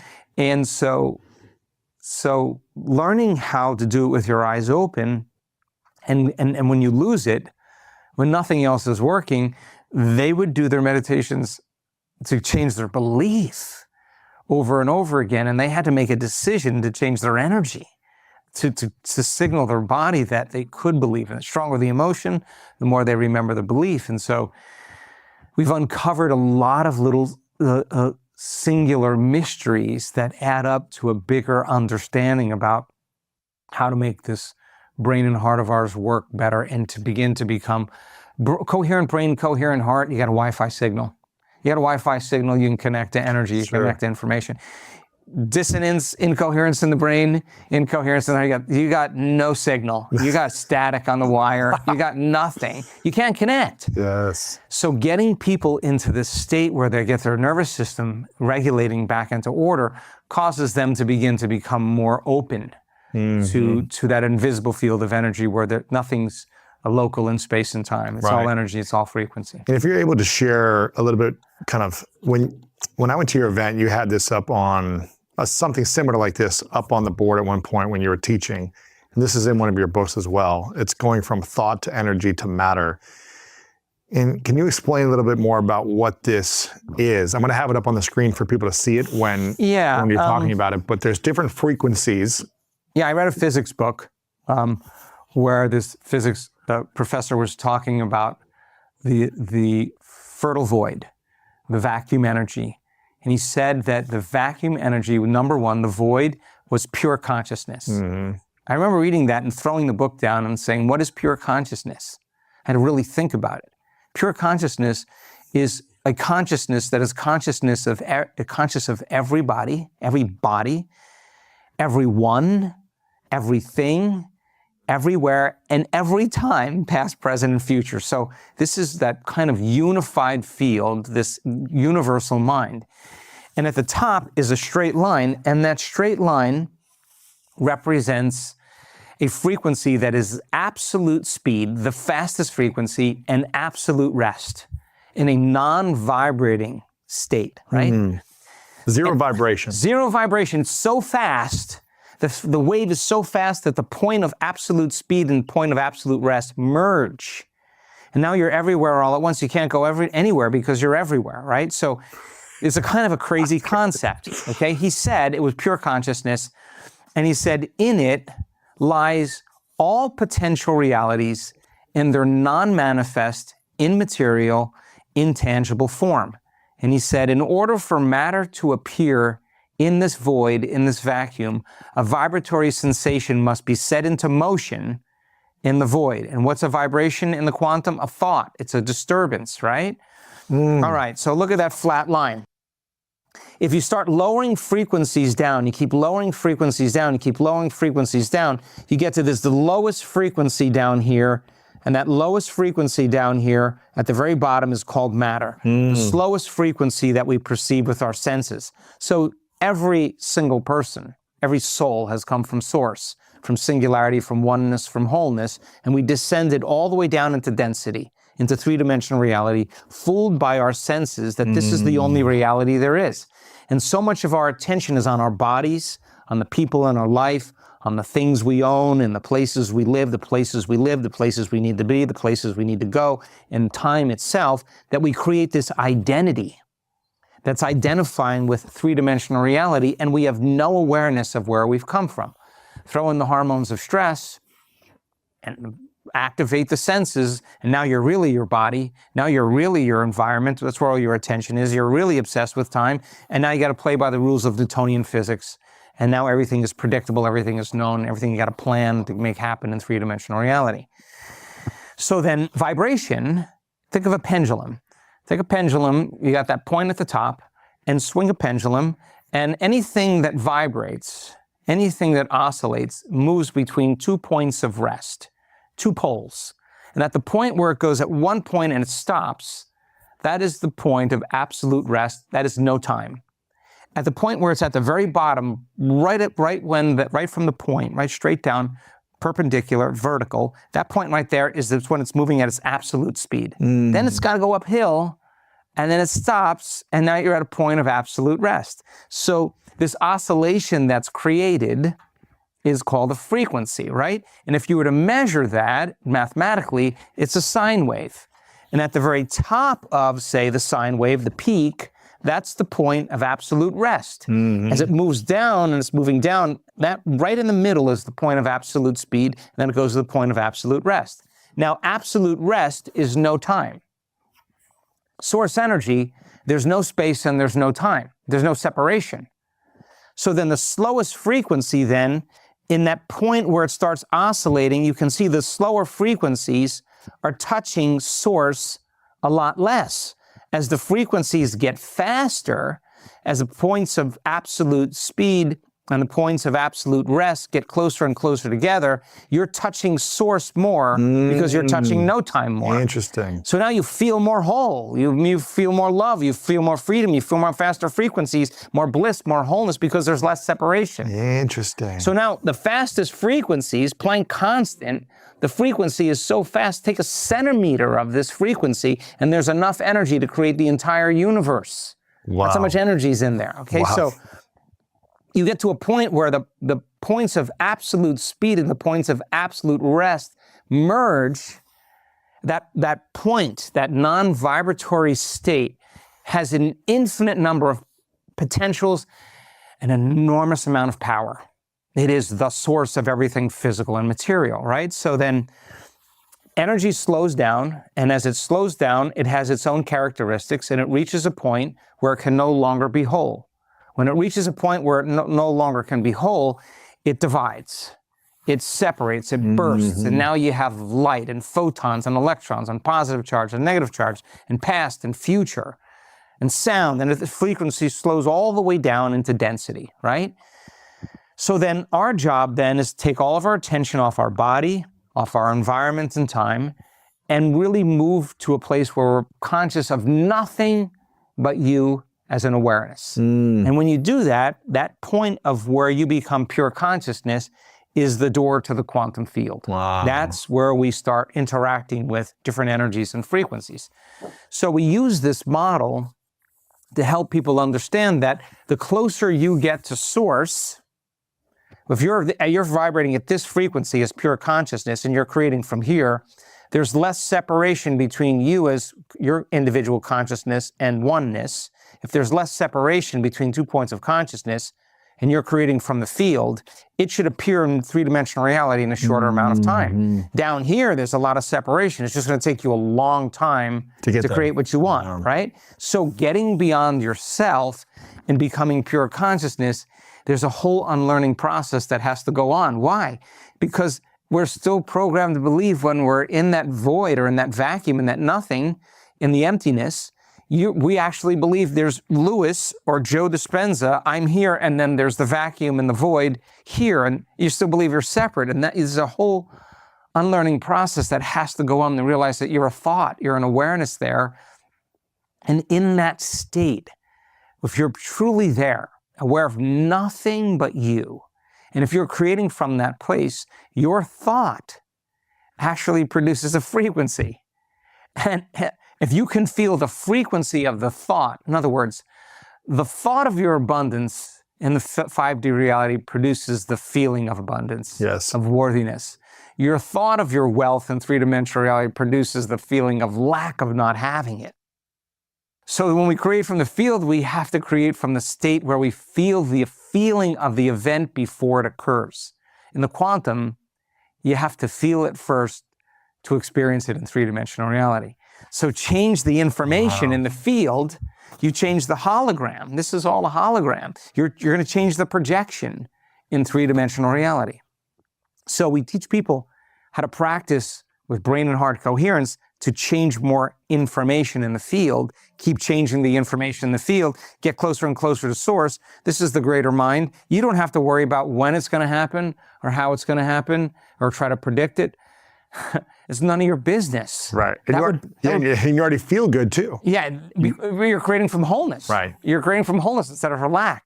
And so when you start synchronizing your energy in the proper way, and you keep inputting into the field, then you start seeing the synchronicities in your life. You know, I'm not talking about a parking space. I'm talking about like opportunities. Like, and you're like, well, whatever I just did this morning, I'm going back tomorrow. I'm doing it again because I believe now that I'm the creator, and that is what actually enhances the outcome, right?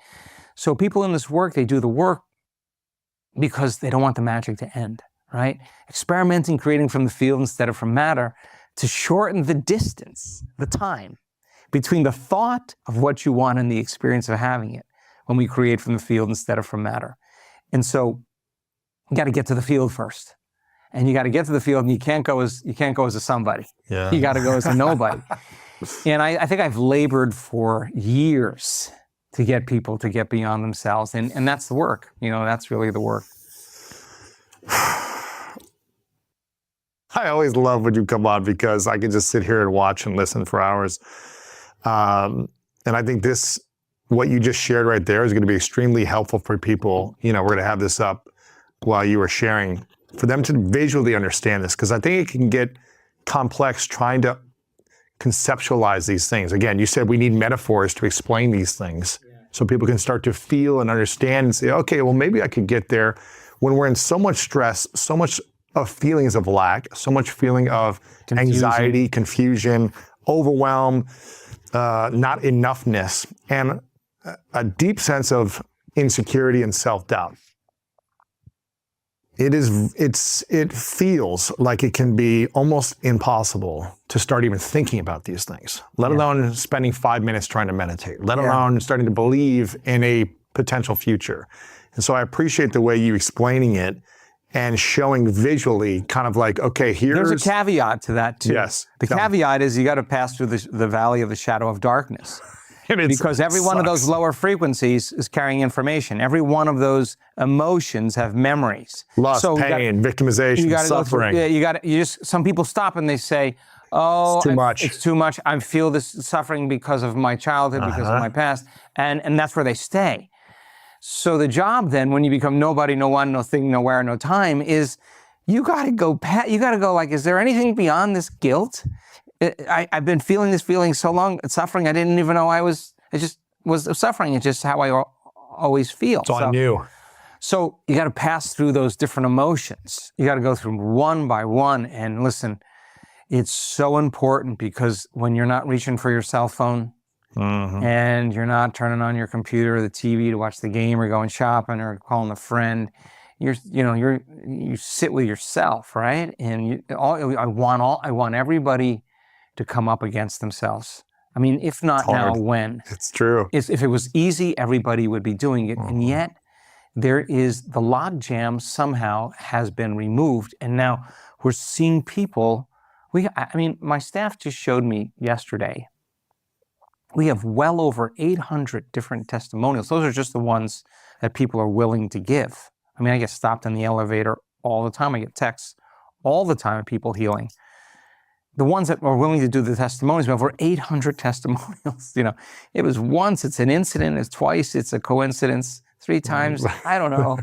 800. 800 is Who knows? something's happening here. You Yeah. know, there's a lot. But also you have, I mean, your documentary or the movie that just came out, The Source, is extremely insightful and eye-opening because you have the scientists who are speaking the entire time about their disbelief, that they've tried to discredit or, find somewhere that there's something happening, and essentially over many years of research, of scientific data, and of them being students of the data and of the practice, them seeing personal transformations and healings that are, they can't explain because they're not taking drugs, and also seeing thousands and thousands of data points transform within 7 days, over and over and over again after, I don't know, how many different events have they studied now, probably dozens, seeing similar transformations of cells healing is very powerful. And we're gonna play a trailer here in a moment. We'll put it up on the screen for you guys to watch, a 1-minute trailer, so you can see exactly what this movie is going to be sharing about. And if you have any type of, you're not sure about this still, or maybe this is all kind of, you're just new to this, or you're still kind of learning this, watch this trailer, and I recommend to check out on how you can go watch the full movie as well, to see the research, to see the data, and some of these testimonials that are, it's hard to explain. It's hard to explain. And I've been at your event. I've been there for 7 days. I've experienced transformations over my own self over the last 4 or 5 years of doing your meditations in the morning or evening. And also I witnessed a lot of people in person get out of wheelchairs. A lot of people that were trembling before that were steady after. People do incredible things in a week. Yeah. And it's because they started a process of letting go of their old self and becoming a new self. These 4 things that you talked about. 1, they've got to have a belief in a different intelligence, or some type of intelligence, a greater intelligence than what they're living. That's within them. That's within them.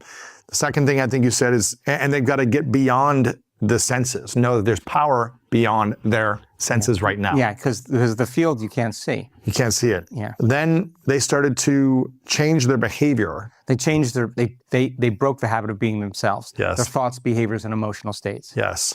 Then they start to say, okay, I'm going to reinvent myself. And by doing it from a place of, how do I want to feel? How do I want to think? How do I want to act? How do I want to feel? Yes. And then the 4th thing I think you said is they lost track of space and time. Look, there's nothing that you said that's so outside of a beginner's mind to accept this. I mean, who's beating your heart? Who's digesting your food? Who's running all those automatic functions? Something's giving you life. And it's pretty intelligent. I mean, you have little tiny enzymes zipping through the trillions and trillions of cells of your body and changing mutations. You're not thinking about that. There's an intelligence that's giving you life. And if it is an intelligence, then it is a consciousness, right? So just acknowledging that it's within you is enough. Everybody has done something great in their life at least once. I don't care what it is. You just got a wild ass idea and you saw this possibility and you got so wrapped up in the possibility that it could happen to you that you started feeling the emotion. You were giving your body a taste of the future when you felt that emotion, and no person, no circumstance, no in-law, no relative, no friend is going to talk you out. No pain, nothing, no excuse is going to talk you out of that future. You felt it. Everybody's done that. They married a clear intention with an elevated emotion, and then they said, okay, what choices am I going to start making?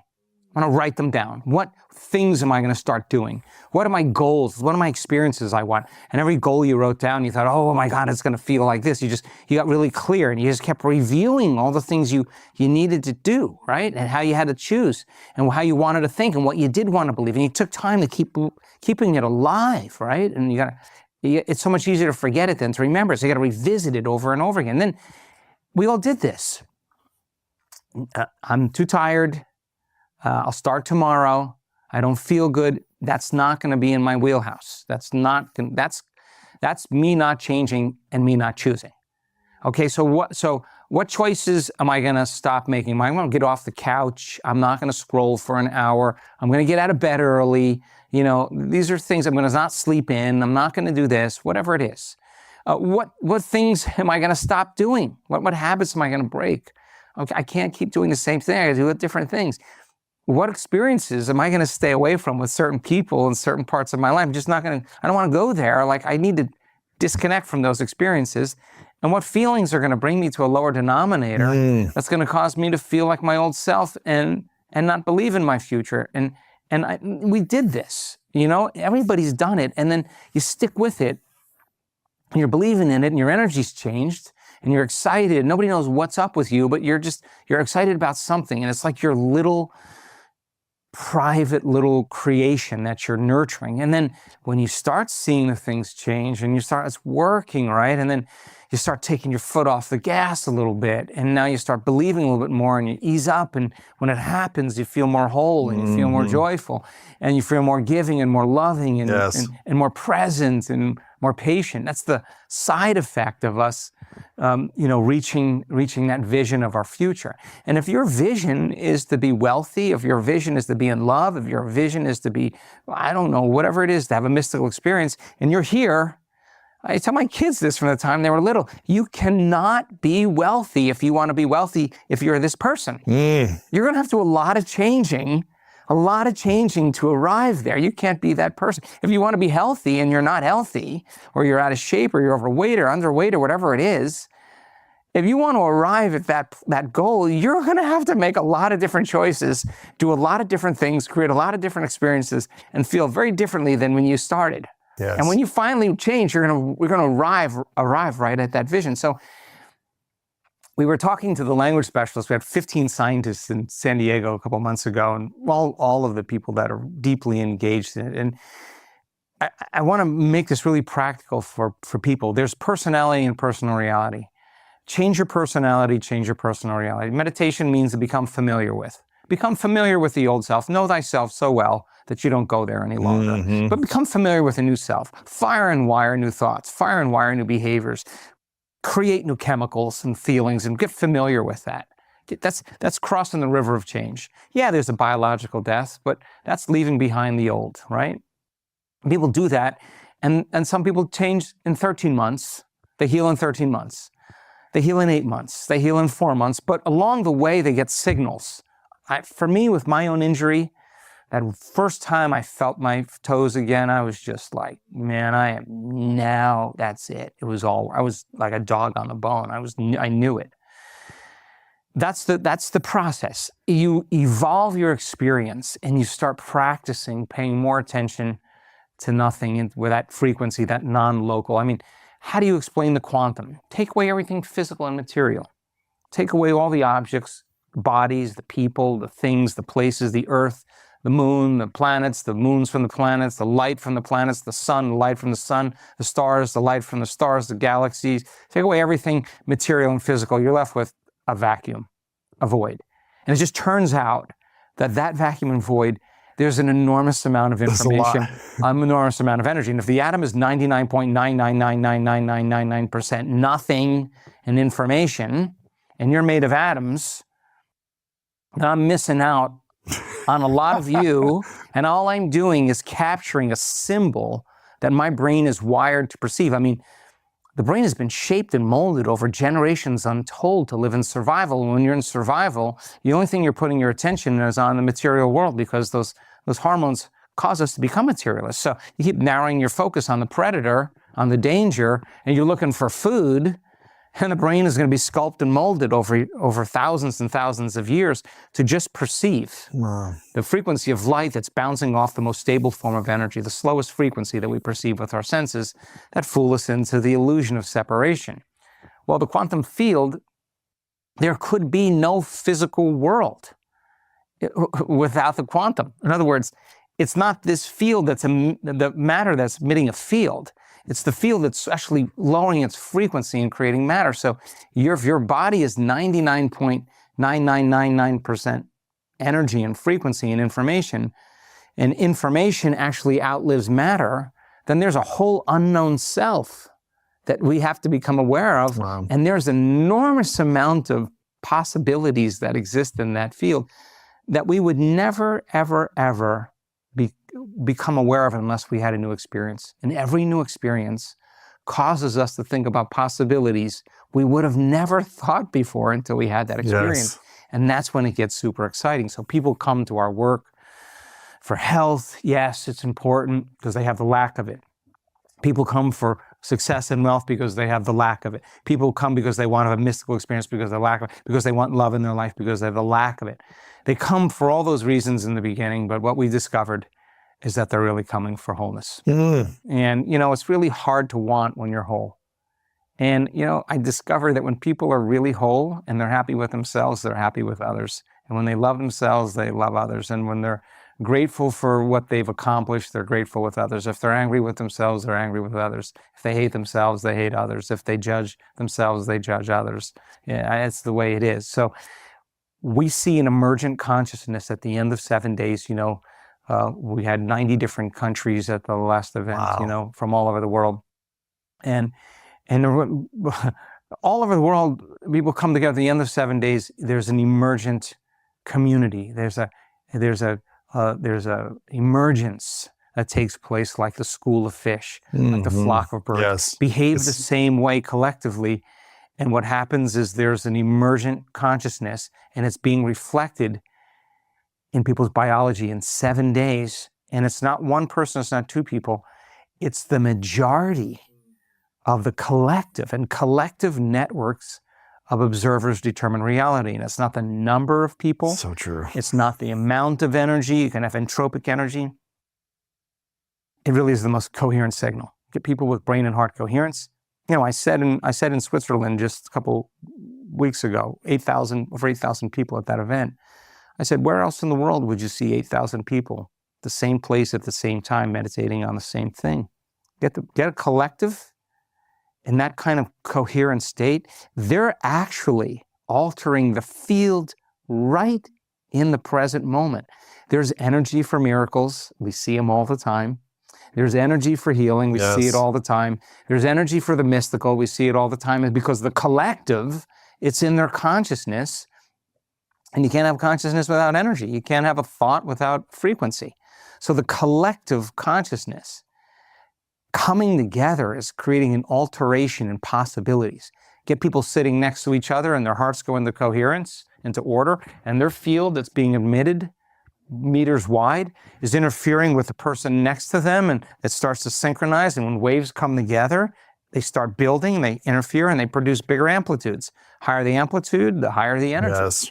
So you see the collective coming together over the course of 7 days. And by the end of 7 days, people feel like their future has already happened. Yes. And so when their future already happens, you stop obsessing about when it's going to happen and why it's going to happen. It's impossible to do that when you're in a state of wholeness because you're not in lack. And that's when the magic happens. Yeah, you feel like you are love. You feel like I am love. Yeah. I'm not searching for love. I'm not searching for more money or more relationships to feel it because I am it. That's a different consciousness. And that's the experience that I got from going to your event for 7 days. And I know it's the experience that thousands of people that were there got.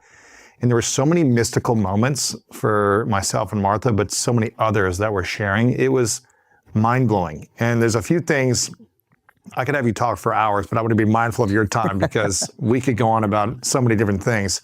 There's a few things I want people to do right now.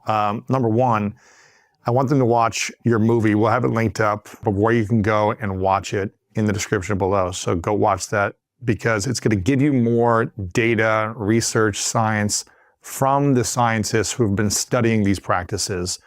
So if you've ever thought about just meditation in general, is this a waste of my time or not? You're going to get your answers. You're going to get more answers about your work and how you specifically teach this.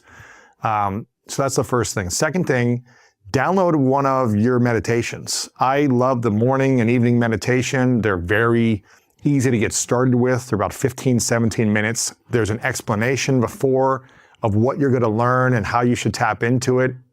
I recommend it. Download those. You can get them anywhere on your website specifically, but on iTunes or anywhere you want to download it. It's basically what we just talked about. Exactly. You're going to start in the morning and you're going to decide who you no longer want to be. You're going to decide who you want to be. And you're going to remember to not think this way, to not remind yourself to not think, act, and feel this way. And you're going to remind yourself to think, act, and feel this way.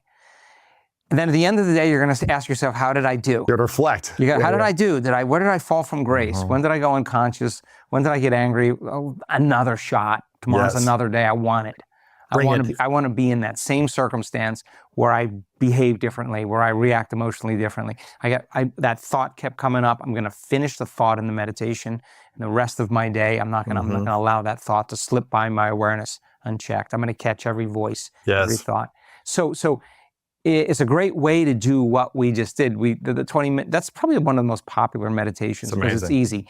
But I just did a 30-minute one too. That's again a little bit longer, a little different music. But But if you're just getting started, check out the morning and evening one. I think they're great. There's a ton of them that you have that I think everyone should download, but get started there. The next thing I want you guys to do is if you have the chance to go to a 7-day retreat with Dr. Joe, I think they're sold out for the next 2 years probably, but they sell out within like 15 minutes. And if you get the chance, go sign up for Dr. Joe's email newsletter so you can be notified of when the events are out, and just be ready to get your ticket because it's really hard to get your ticket right now. I've got so many friends that try to book it all the time. They're like, we missed it by 10 minutes and they sold out. So it's a life-changing experience. If you feel called, like this is something you want to try, go sign up for the newsletter at your website. We'll have that link below. The next thing, we mentioned this in the intro to this interview, Dr. Joe is going to be a featured speaker at Summit of Greatness. So if you haven't got your ticket yet for that, if his event has already been sold out, get a ticket for Summit of Greatness. We'll link that below. You can hear him speak and learn more about this in person at that event at Summit of Greatness. I'm looking forward to that. It's going to be amazing. I'm pumped. Yeah. I'm really excited. It's here in LA, September, so make sure you guys check that out. And then also, we have an Amazon book club with thousands of people in the book club. So if you're not a member of that yet, Dr. Joe's book, we're going to choose one and make that the featured book of the month. So it'll go out to all those people. Get a book, read it. I can't remember which book this one was from. That's Supernatural. Supernatural, Becoming Supernatural. I do want to say one thing just for the listener and the viewer. I think knowledge is the forerunner to experience. I really think, the 3 testimonials I witnessed just recently in the 3 last events we did, the most amazing thing is that all those people were self-taught. They read the books. They didn't just do the I don't really want people to do the meditation without reading the content because they won't understand what they're doing and why they're doing it. It's so important for us to build models of understanding and really review the information. People who really heal, they really study it and they go, this makes sense. If I feel this emotion and my body's so objective, it's going to believe it's living in a new environment. If the environment signals the gene, and genes make proteins, and proteins are responsible for the structure and function of my body, the expression of life, I'm going to intentionally feel this emotion to signal genes. We found out in one study, 100% of the people, that when they felt the emotion and had the intention to signal the gene, they signaled the gene, 100% of them. So it's important for us to understand what we're doing and why we're doing it. So the meditation, the morning and evening meditation, as an example, listen to the explanation because it'll help you understand. If it loses the magic, you forgot what you're doing and why you're doing it, and it's now conjecture, it's superstition, it's dogma. You got to go back in and relearn it. And when my meditations get kind of flat like that, I go back and I restudy again because there's something that I'm not putting my intention behind doing. So if you read the book or you do the preparatory course for the week long, it's really important to understand the information because the meditation, you can assign meaning and have intention behind it. And that's when you get the best outcomes. Absolutely, yeah. So we're going to have this as the book for this month's book club. Again, make sure you guys check that out. I got to be mindful of your time because you got to get out of here. But I want to acknowledge you for, I can't remember how many times we've had you on, 5, 6, 7, maybe in the last 5 years. But every time you come on, people are blown away and people get healings just from hearing you speak and connecting the dots or the things that are unseen and allowing them to see them within themselves. So I want to acknowledge you for constantly being a force for good, for showing up. Almost a year of your life has been doing events, these week-long events over the last kind of 7, 8 years, I guess. I assure you that more of my life has been dedicated to events than just week-longs, but yes, week-longs, yeah. But for just week-longs, you've done 50 week-long events in the last, since you started them. And I love watching you continue to transform. Since I've known you, I think it's 5-6 years ago when we first met, seeing you not just say, I'm, a guy who's got the answers now and I'm just going to teach you and I'm not going to keep evolving. Like you keep evolving as a human, as an individual, physically, mentally, spiritually. And I appreciate seeing that from someone who's constantly teaching, because sometimes you see people teaching that, let themselves go. Yeah, I think I'm super inspired. I mean, in the last couple of years, Louis, I think I was more surprised than anybody. I mean, seeing blind people see, like people with muscular dystrophy. I mean, look that up. Look that up. Go Wikipedia and they'll tell you there is no cure. Out of the wheelchair, walking back into his life, had a huge moment. ALS, terminal cancers, stage 4 cancers, metastatic cancer of the bones. The testimonials have humbled me. Growing a thyroid back. I mean, come on, that's unbelievable. Wow. It's unbelievable for me. And I watch the testimonials, some of these 50 times in a row, because it's unbelievable for me. So I'm so humbled because I'm watching, those people are my heroes. They're really doing some really unbelievable things. When I look at the data and I see it's not just 18% of the population has a 30% change in the right parietal lobe, it's not like that. Right. It's 77%,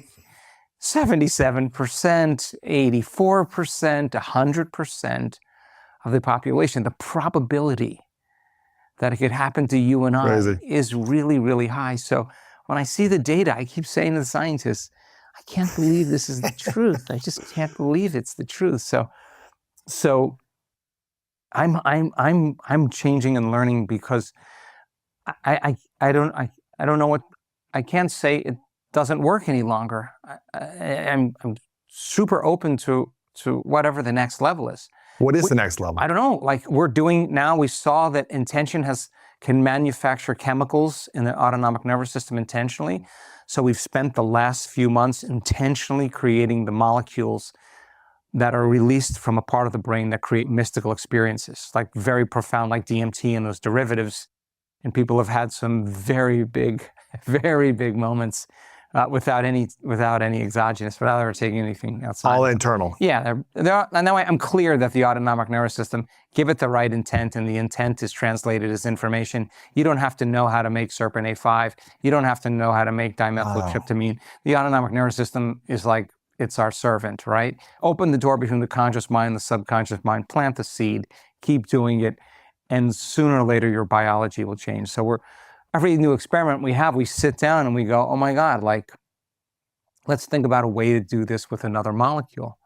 If it's working like this and working like that, what if we do this, right? So our advanced follow-ups, they're changing so much because we're experimenting with if it's worked this way and this way, it's got to work this way. And so we try it, and we're developing devices and instrumentation to measure things that haven't been created yet, because it's insane. Man, I'm so excited to go to advanced follow-up. Dude, you're invited. It's going to be amazing. Wait a second. You're no longer invited. I know. That's how I got you to the week. You cannot come ever. You cannot come to one of my advanced follow-ups. It's happening. No, you can't come. Well, I just showed someone on my team a photo of me at the 7-day event where I had the brain mapping machine or device on my head, and I was just like, I can only imagine what it's like going back almost 2 years later on how far the advances have been in the last 2 years, what the research shows, the data, the science. And again, you're going to see a lot of that in the Source documentary film, so make sure to watch that. But yeah, so the science in the Source is 2 years old. It's already outdated compared to what's evolved. We're going to do a docuseries. I mean, just for example, on the microbiome, on the endogenous opiates, on breast milk, on the neurotrophic factors that create new neurons. It's amazing. We paired young people with old people for 7 days, and the most dramatic changes we've ever seen in our event is when a young person hangs out with an old person and eats together, and it teaches the information back to the other person, does their meditations. They score higher on all cognitive tests, both the old and the young. Wow. Their brain function in the frontal lobe is amplified into gamma. their whole entire brain is relaxed in alpha. I mean, it's just like, we have all kinds of crazy studies we're doing. So now we're going to pair mothers with their daughters and mothers with their sons, because mitochondrial DNA comes from the mother. So we're going to see if mitochondrial DNA changes. I mean, we just got all these crazy incredible things. Yeah. Incredible. We're working with the Navy SEALs now in the military. Wow. And we're working with prisons, a lot of prisons around in Latin America and the United States. And we're doing some great studies too with those guys too. Dr. Joe, you're amazing. I wish we didn't stop. I want to go for hours, but thank you so much for your time. Louis, it's always a pleasure. Amazing, man. Incredible. The majority of people function in a state of stress, in a state of survival. We use Western medicine and it does a bunch of things for us, but something's missing. My name is Joe Dispenza. I run an organization called Encephalon. We teach people the neuroscience and the biology of how to change, how to transform. There is an effect of meditation, and we can measure it. For the first time in the history of meditation studies, a group of scientists have discovered something really profound that's happening inside someone's body when they apply this formula. We have data to suggest and evidence to suggest that you're changing. By the end of that meditation, I didn't need the wheelchair at all. He said, Charlie, there's no cancer. There was nothing, was zero, absent.